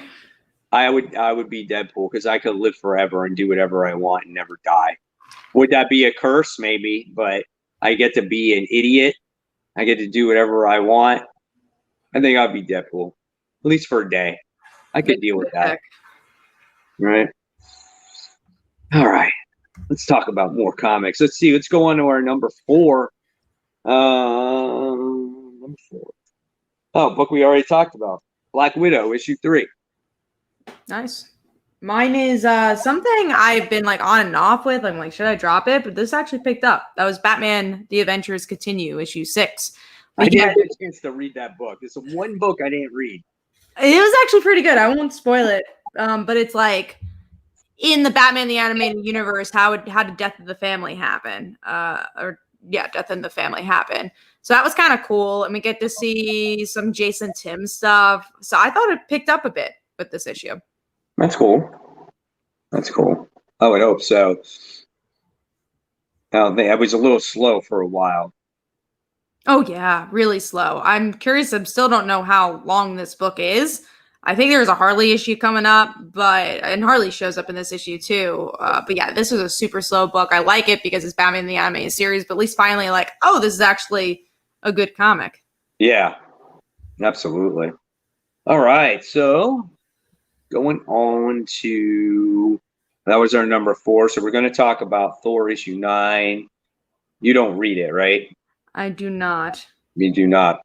All right, so Thor is a really interesting book. It is about Dr. Donald Blake. You know who he is? Yeah, he was Thor. He was Thor. He's like the alter ego of Thor. So what happens is, have you ever wondered where this guy goes when he became Thor? Right. Well, Donny Cates created this different dimension where this guy goes when he became Thor. Okay. So that's what this story is about. That is interesting. That's like definitely out of the box. Right. And so you see him in this world, right, where he doesn't realize what's going on.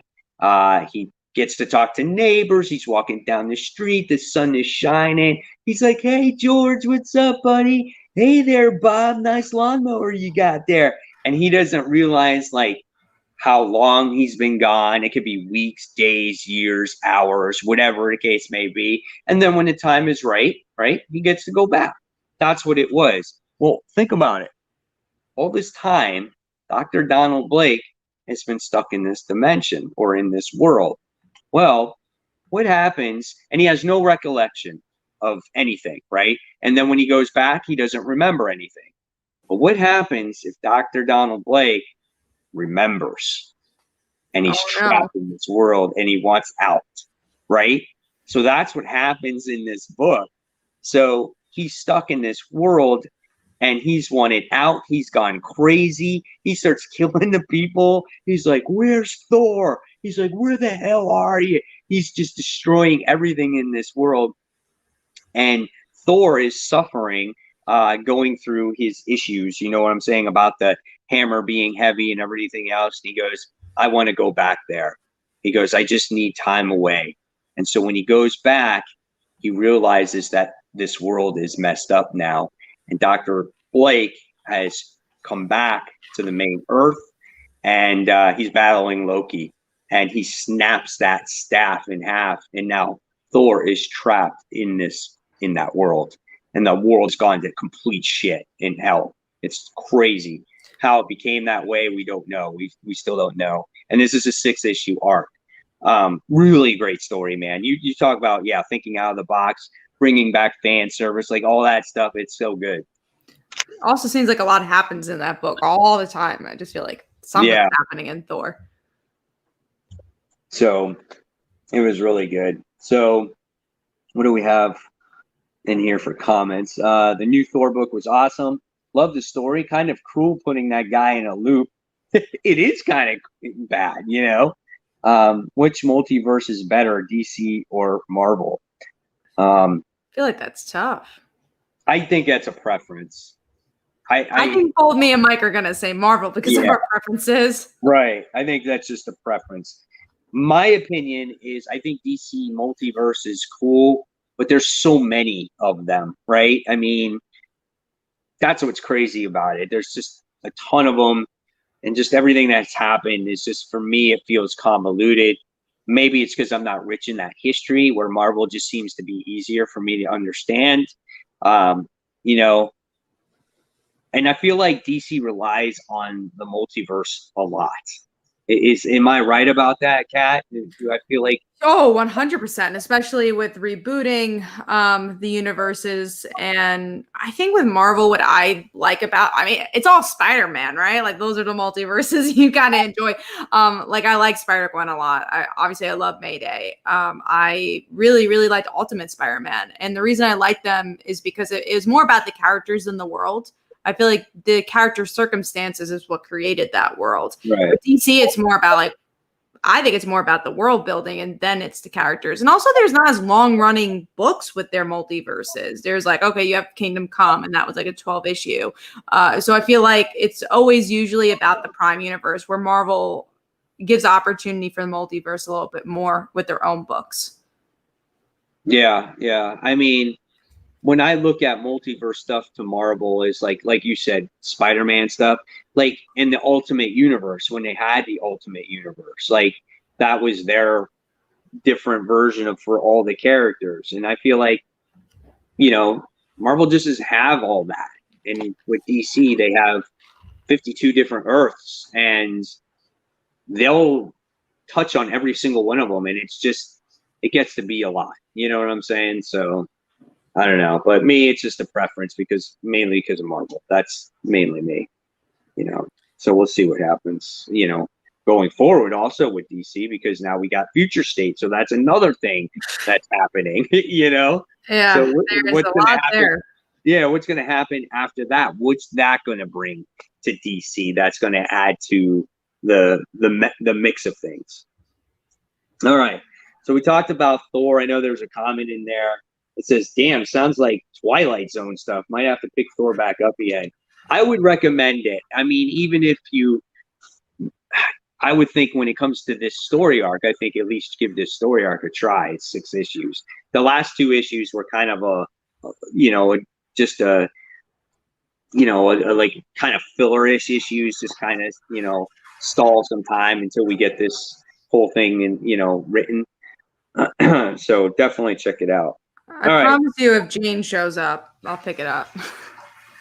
Yeah, I'll let you know what happens. I think it's going to be a good one. All right. So Firepower issue 5 is the next book that we're going to talk about. What do you think? This one was good, man. I love this freaking book. This book has not disappointed me. The pacing, speaking of pacing, is so freaking good for this book. The action, but then also the character development with the kids and them already finding out and leaving that other kid to the side. I thought the mom was awesome here. It was just a really well done issue. The mom is a tough cookie, man. I mean, I know she's a cop, so she's used to dealing with all that stuff, but she took a sword to the side of her leg. You know what I'm saying? That was tough, but seeing the whole family get involved with the battle and whatnot was great. And like you said, they're like they got the kid in the back seat, and they're like, "Oh, what do we do with him? Drop him off. Let's skip town." I thought that was great. Firepower is a phenomenal book, and again, all the books that have these great character developments, this is what makes these books shine. This is what Robert Kirkman did with Invincible. This is what Robert Kirkman did with The Walking Dead. And now he's doing it again here with Firepower. These characters are not only, obviously they're with a dad that has this power to create a fireball, but it's a very grounded book. These characters are very relatable, and so that's what makes you get attached to them and like the book. In my opinion. Oh yeah, for sure. It's about the family, which obviously Kirkman does a good job with. We did have a question from Steve White. Did we read the prequel trade? We did. Yeah. Yes, and I think the prequel trade is what sold me for the series to read the next issue. It was also really, really cheap. So it was during a week where nothing came out, and they also released a free comic book day, so you got it for free. Yeah. So I mean, the trade was, you look at it, wow, you're like, wow, that's ass backwards. How you release a trade when a series has not even come out with? But you know what? It set the tone early. It made you get vested into who Owen Johnson was, and it made you want to continue reading that book after that trade. And I'm like, man, maybe more comics should do that, because again, if you release a cheap trade for $10 and it gets you invested in that character that's worth 5 issues, that's a good starting point. It goes back to the comment we had an hour ago. If you want to keep this comic book industry alive, you have to do new things and you have to get people excited. And Kirkman did something really new and got people really excited. Because if you like Walking Dead, you found out that Firepower was coming out for free. Why wouldn't you walk into a comic book store and get it for free? And maybe you would throw in a trade. Maybe some stores put a better sale for the trade because of it. Yeah, absolutely. Absolutely. All right. So that was our Firepower talk. And so DC's Dead Planet issue 5 is the next one. So did you drop it? I did officially drop it. Yeah. And also I'm dropping, because we didn't have this last week, I'm dropping Strange Academy. Just can't that one. I'm really thinking about dropping it too. I just don't think it meets what I'm looking for right now. Too many characters. Too much going on. Well, okay, so going back to Young Justice, right? When it comes to Strange Academy, a lot of characters on panel. They're all grabbing your attention. Who do you connect to? They don't capture your attention real well. It's like, who are you relatable to? Again, they're all. It's just tough. And then I don't really see like a real plot developing yet. Oh, not at all. Being in the school, am I right? There's some mysterious figures watching them, but that is not enough for me to pick up more, because that was that issue where I was like, oh, I'm kind of done, because they were just exploring New Orleans, and I'm like, that was cool, but we're up to issue 5 or issue 4 now, and I don't think I know anybody, and it all feels crowded because of the artwork too. The art, and I like Humberto Ramos's style, but just because there's so much going on, it kind of feels not messy and art wise, but just maybe like claustrophobic, I guess is the best way to put it. So I'm dropping that. Going deceased, the reason I dropped that is not for a similar vein, because I think the character moments are good. It's just like, it doesn't have much of a direction since they've announced this cure. I feel like they don't want to get to the cure, so they're like, we got to get this cure, but we're not actually going to do it. And I don't like magic characters very much. And I feel like they've been focusing a lot on Constantine for this volume. And it's interesting. And I said this before, the web comic, the digital comic, looks a lot more up my alley than the one that's coming out printed. And I kind of wish that was the printed book. Right. Yeah, we had to see Constantine go on a quest, but he went on a quest with Swamp Thing, Damian, who is obviously Batman in this world, Red Hood, Jason, and Rose. And Rose and Jason wind up getting married. they're married in there, man. and they actually fight together, which is kind of cool. And you know, again, spoiler since you're not reading it, but spoiler to all the other viewers who haven't actually read it yet.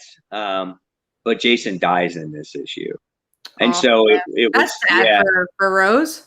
Yeah, and so it was kind of a sad moment, you know, because those two made a really good couple, and they had some great character moments in this book. Probably the best in a while. So I really enjoyed this issue, and by the time you wind up getting to the end of it, there was some great losses in this book, and but it did help them achieve what they needed to achieve here. So I thought it was a good issue. I thought it was better than some of the previous ones that came out. So good stuff there. DC's Dead Planet is a cool book. I'm digging the story, and the art on the covers is awesome. That I can definitely tell you, Steve, they are very good. You know, whether the variant covers are really cool. Yeah, they had that Swamp Thing variant cover, which was really cool. All right, so let's move on to number 3. My number 3 was actually Crossover, so we definitely talked about that book. Mine was Black Widow, so we talked about it. All right, so let's talk about. I did not like this book. Let's talk about U.S. Agent issue 1. I'll be back in a second. I do want to hear, but you can catch me up. Hold on. Curious on what you guys thought about U.S. Agent if you actually read this one. I was definitely not a fan of it. I'll get into it when Kat does come back. Looking at comments, though, Lucy M. Star says, spoiler, I did not pick up Strange Academy. Is it because you missed the issue, or did you drop it? Let's see. Steve says the 5C cover of Wonder Woman is nice. And Kumar says, which publication is doing good? I mean, which publication? Well, I guess some of them, Marvel, DC, I don't know. And Lucy M. Star says, it doesn't hurt so much. Strange Academy isn't my jam. I was more into Doctor Strange. I definitely am not into magic books to begin with. So if a magic book does not appeal to me, I'm not going to give it too long of a try. And so that's why I'm on the verge of dropping Strange Academy as well. Well, I think the big issue with that one, too, is that you didn't focus on any of the main characters that you might have gotten interested in, like Magic or Scarlet Witch or Doctor Strange. They don't really appear in the book, so it's a little harder to get into because everyone's new. Yeah, exactly. Yeah, it definitely makes it hard. All right, so U.S. Agent, what'd you think about this?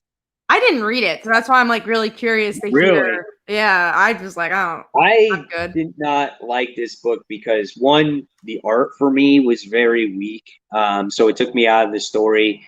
2, I found it very odd that U.S. Agent is kind of, I don't know, he's sitting at his house. He's capturing pizza delivery guys. I guess he's thinking that they were spies or his partner or whatever the case may be. And he all of a sudden goes out into this mission.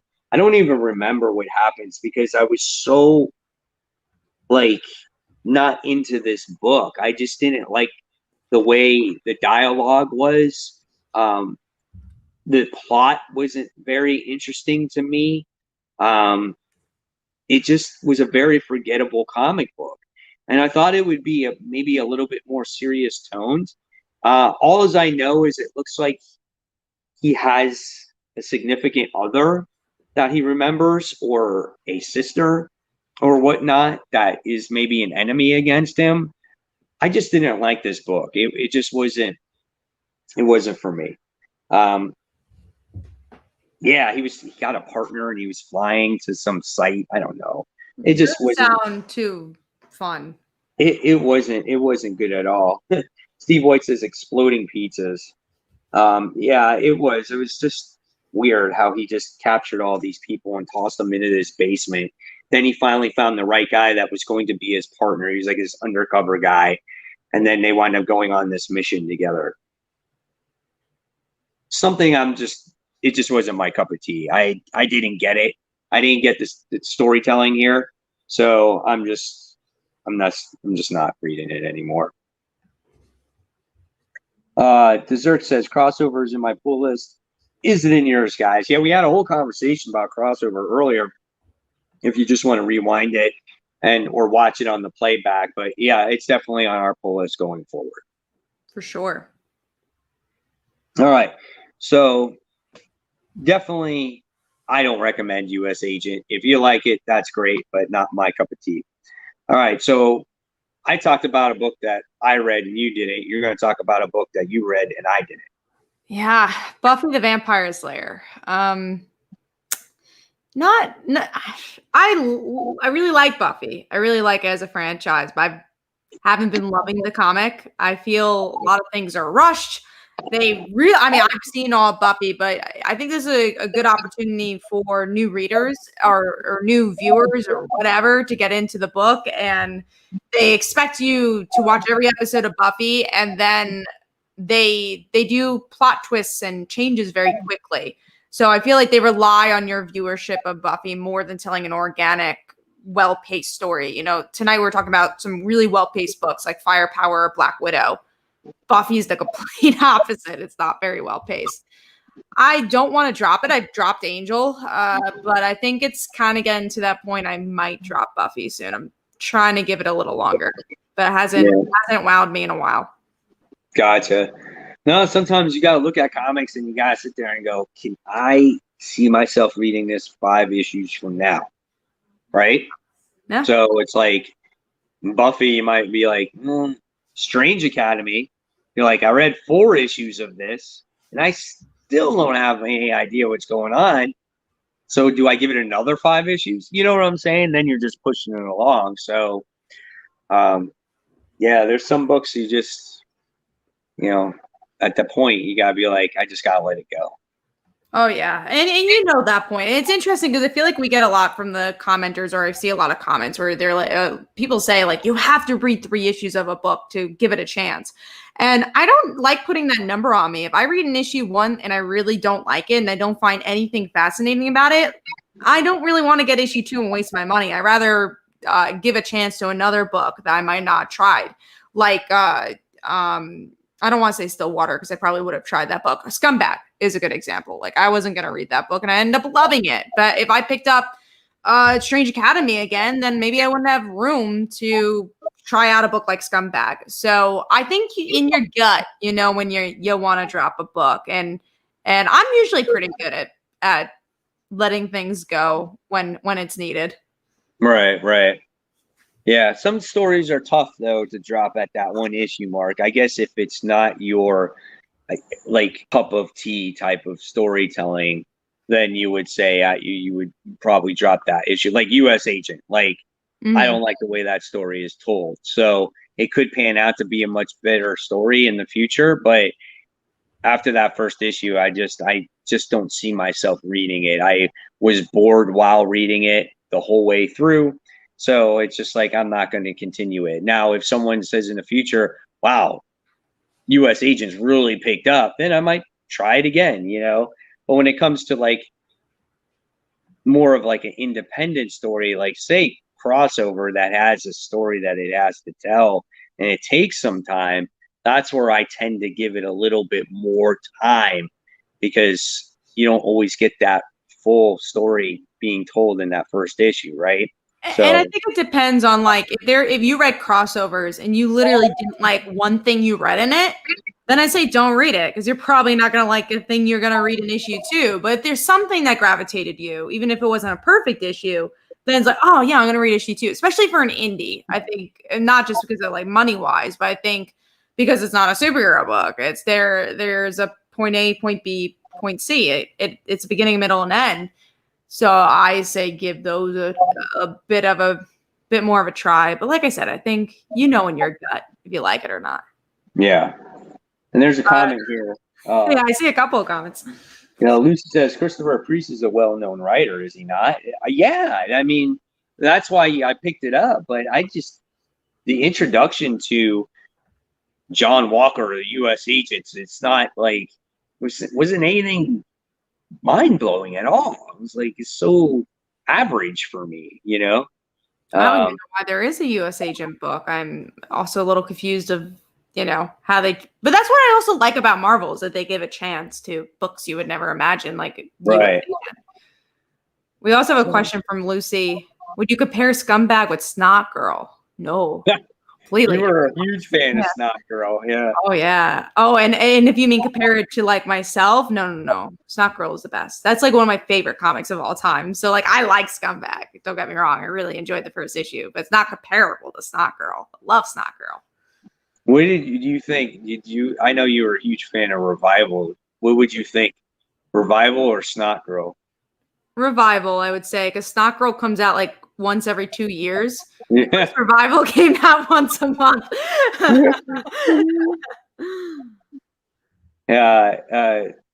U.S. Agent was a weird read for me. Didn't like it, so I dropped it. Yeah, I can understand that.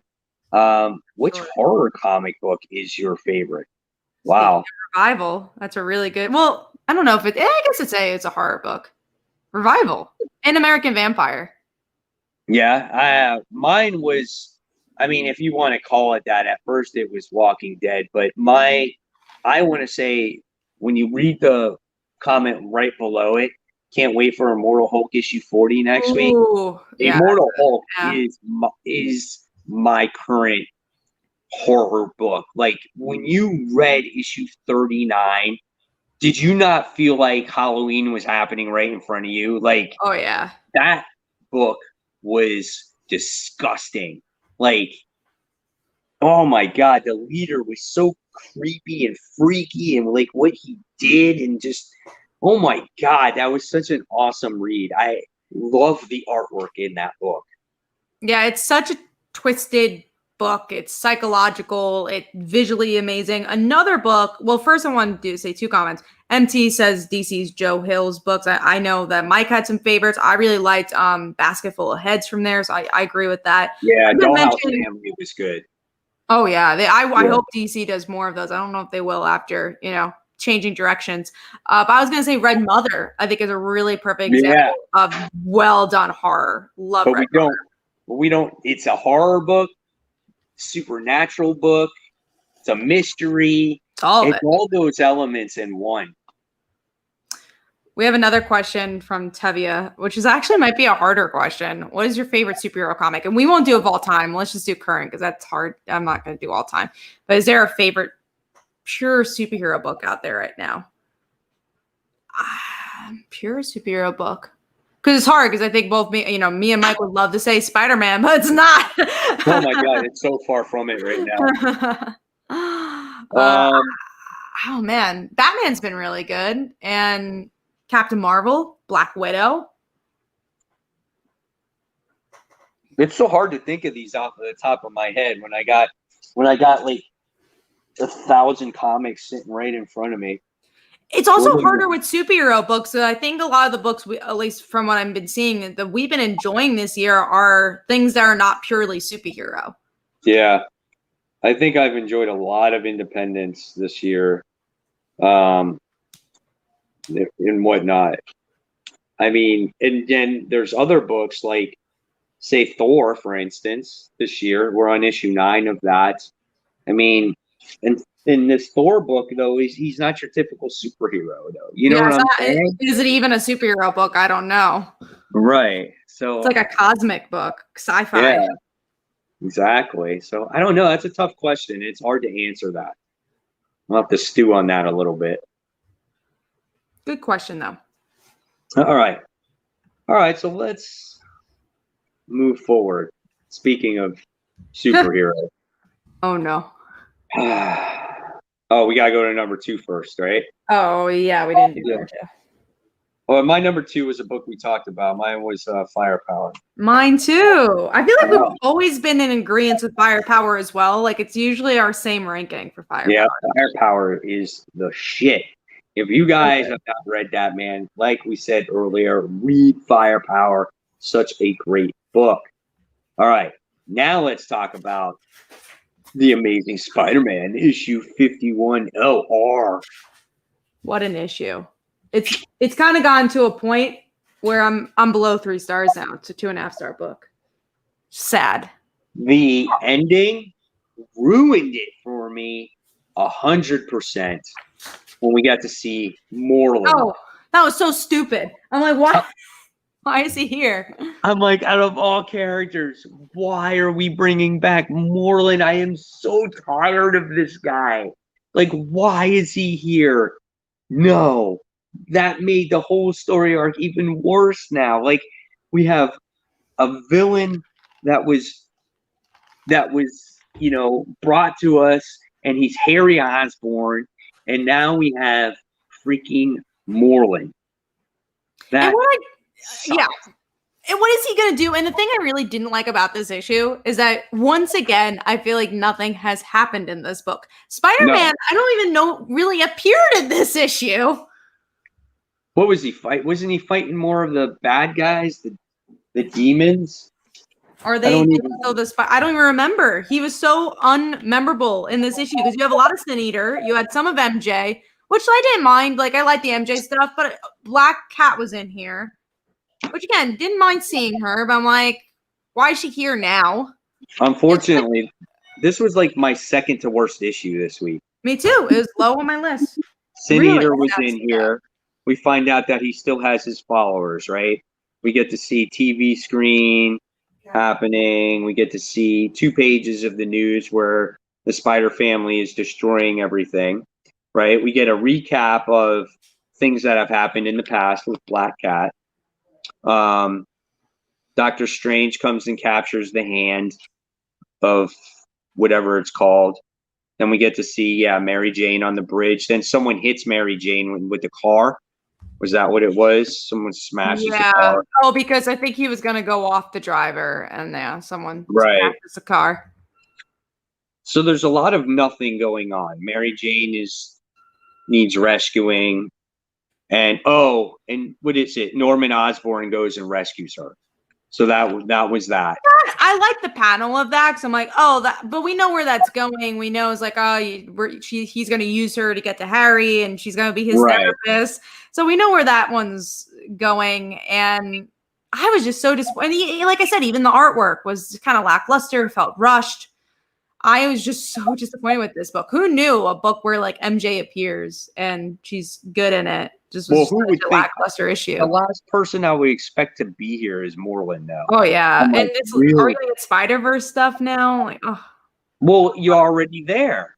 You're already there. You got the other characters. So now you have this going on. So this is such. Unfortunately, this is repetitive storytelling.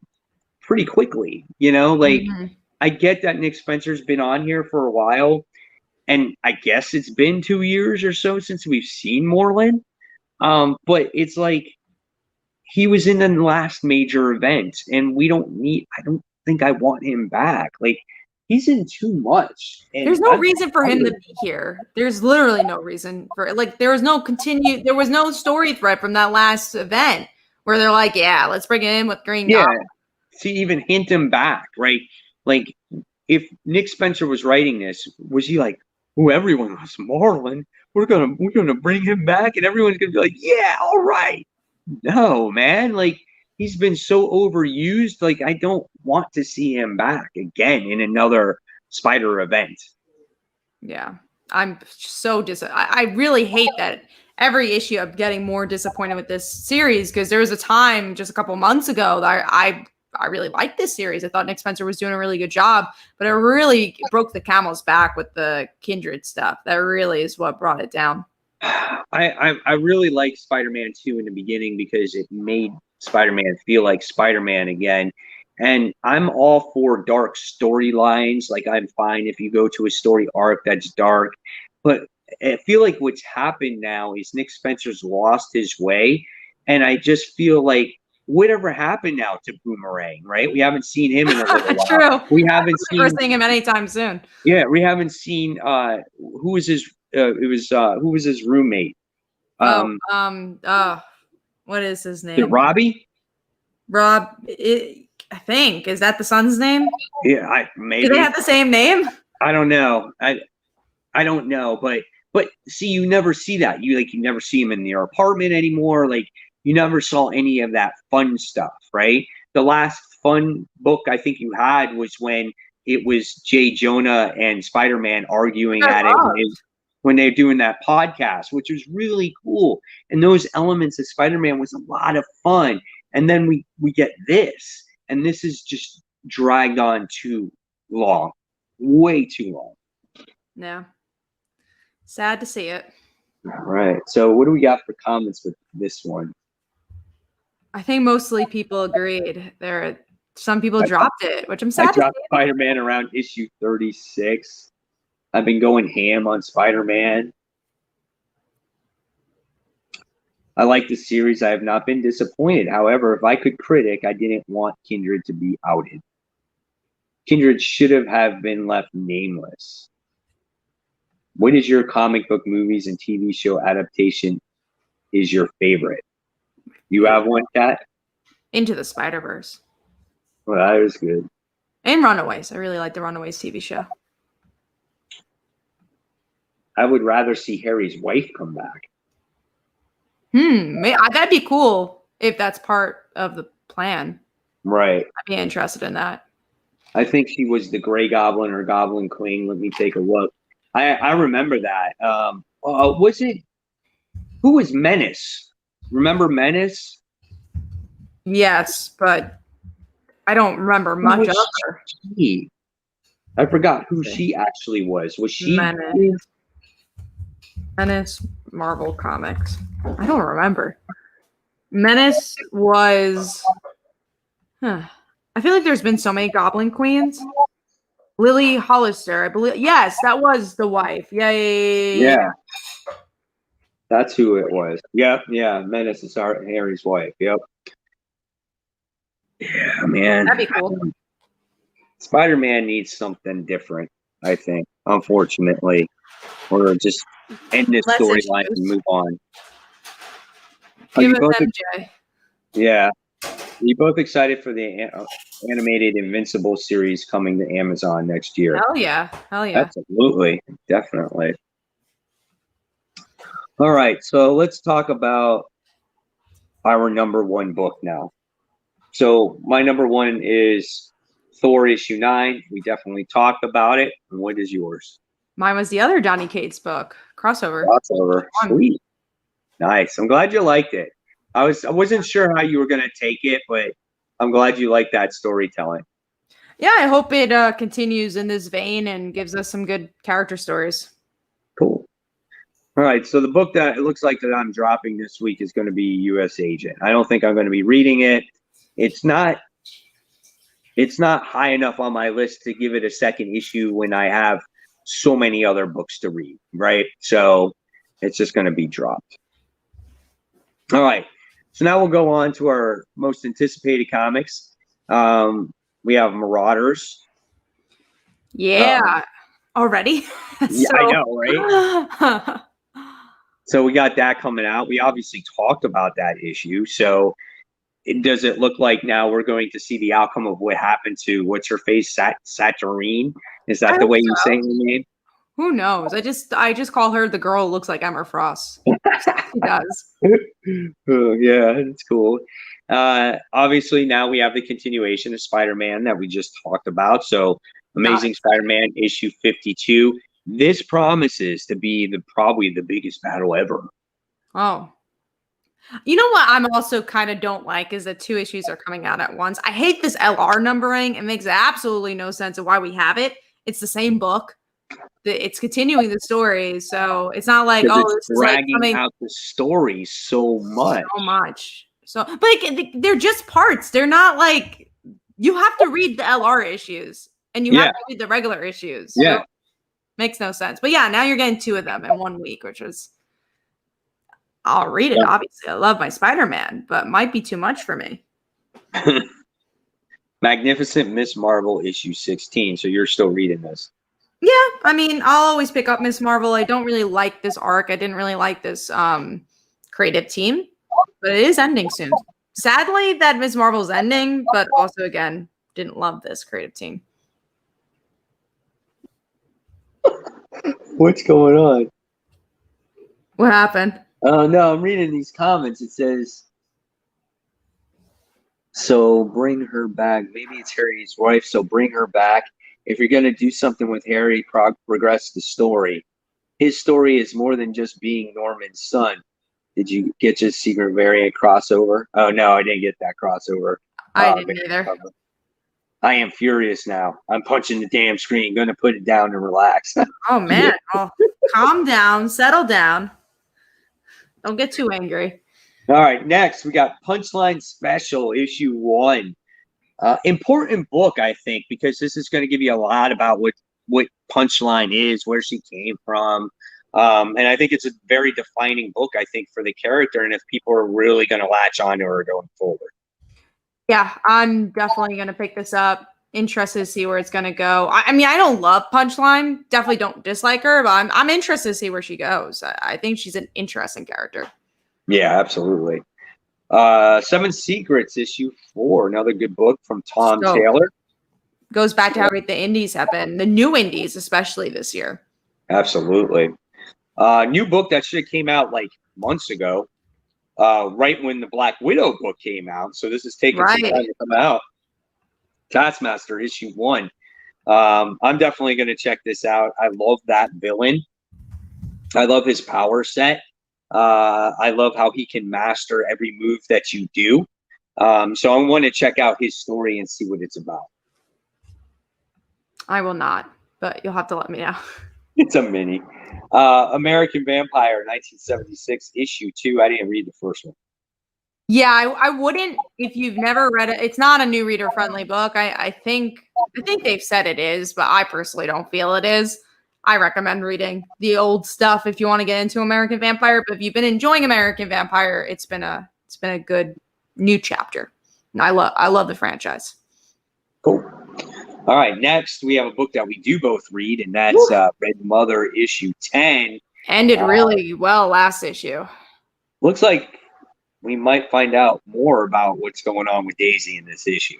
Mm-hmm. We had some what was the, I guess a goon we'll call him, attack her, and that was the end of that issue. So I think we're picking up the speed with this one, and I love Red Mother. It's so good. Pick it up. Yeah, absolutely. Definitely. You guys like horror books. This is a book that I think you would like, right? All right. And a book I'm definitely not picking up. That's Power Rangers Issue 1. So we have a new series here. Yeah. So this one's focusing on the Omega Rangers. And again, I'm excited for it. I've been liking Power Rangers, so I'll be picking it up. But I don't know how new reader friendly it'll be. It's funny. We just had a thought. What are your thoughts on Red Mother and Power Rangers? Maybe this guy has our doc somehow. Yeah, right. I know. Red Mother, phenomenal book. Like, read that first trade, read it from there. Love the whole element of seeing red. Love the mysteriousness of it. Love how we don't know if it's supernatural or she's suffering from PTSD. There's just so many great elements, and the pacing of it is phenomenally done as well. Mm-hmm. And me, for Power Rangers, it's not Morphin Time for me, baby. I'm keeping that book on the shelf. The only Power Rangers book I could see Mike liking was the one that Brant liked, which was the TMNT. Teenage Mutant Ninja Turtles one. The other stuff is a little bit too Power Ranger-y for people that don't like Power Rangers. Yeah, exactly. All right. So that is all the comic books that we're going to be talking about. So we're going to close off the show. We're just going to talk about a little bit about ourselves and what's going on. Kat, do you want to talk about it? Yeah, I'm just going to read this comment and then I'll talk about my Kickstarter and all that. Southern Comic Geek says, I got American Vampire. It was interesting, but I got the feeling it would have been better if I understood more if I read the old stories. Oh, yeah, for sure. But yeah, getting into it. guys, we have the like Follow Like Daughter. My comic book Kickstarter is live. I'm really happy with how it's doing, and this is the second day. You only have a few hours left to get the early bird special, so I'm gonna scroll down to that and early bird special just to see 13 more hours to go for early bird, and that is you get the issue 7 for half off, so it's only $5 to check out the first issue. Issue 7, sorry. And early bird catch up. So if you never read like Follow Like Daughter before, you could get it digitally for $20. It's about a high school girl. Father left her, become a full-time superhero. Everyone in the world loves him except for her. And then she inherits his abilities. And just to show you guys some of these awesome variant covers, we got some really cool artwork here. This is from the Suicide Squad concept artist from the movie. That's my hero, the father, Invulnerable. Then we got the Lofi hip hop homage to with Casey and her friends, kind of anime-ish. And then they're all my favorites, but this is the thumbnail from Paper Casca, which is Casey's mom's hiding in the corner.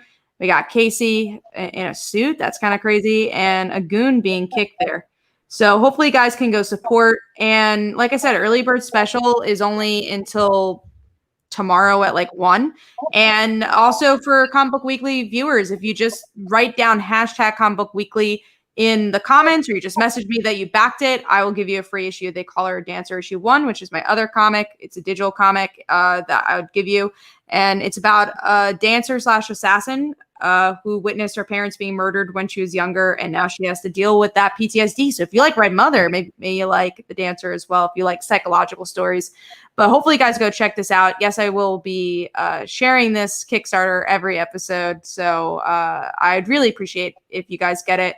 And just for $1, you can get 9 free digital comics. And hint, hint, there's going to be a lot more free comics you can get. So even if you support at $1, that'd be awesome as well. And that's it for me. I mean, that's enough. Oh, I guess I'll also promote Brant's Kickstarter. So go check out Brant's Kickstarter as well. It's for Last Ember. It's his comic book. It's not live yet, but it's going to be live in a few days. So please follow that page so you could get those tiers right away. There you go. So there's all your Kickstarters. Me, I don't have any Kickstarters, but what I do have is I have YouTube videos. So you guys can check that out right here on Comic Book Corner 2.0, the ones that are watching on Comic Book Corner 2.0. Remember, we stream this on 2 channels. One's on Comic Frontline. One is, again, here on Comic Book Corner 2.0. You guys can check out my Comic Book Day haul video. That's going to air tomorrow. Always a fun time to see what I pick up at the comic book shop. And then on probably Sunday, you guys can see the newest video series I have, which is the final cutoff, where I show you some of the key and newest and hot books that will be coming out. And you're going to want to order them before that cutoff date because it's not guaranteed from that point forward. And obviously on Mondays, you can check out my top 10 comic book covers of the week. And on Tuesdays, you can check out my top 10 most anticipated comic books for next week, because it's never too early to start that pull list. So guys, there are my videos. There's Kat's Kickstarters. There's Brant's Kickstarters. Hopefully you enjoyed this episode of Comic Book Weekly. We had a lot of fun putting it together for you and bringing it to you. And hopefully we'll see you guys next week. And until next time, guys, be safe and have fun. Enjoy those comic books.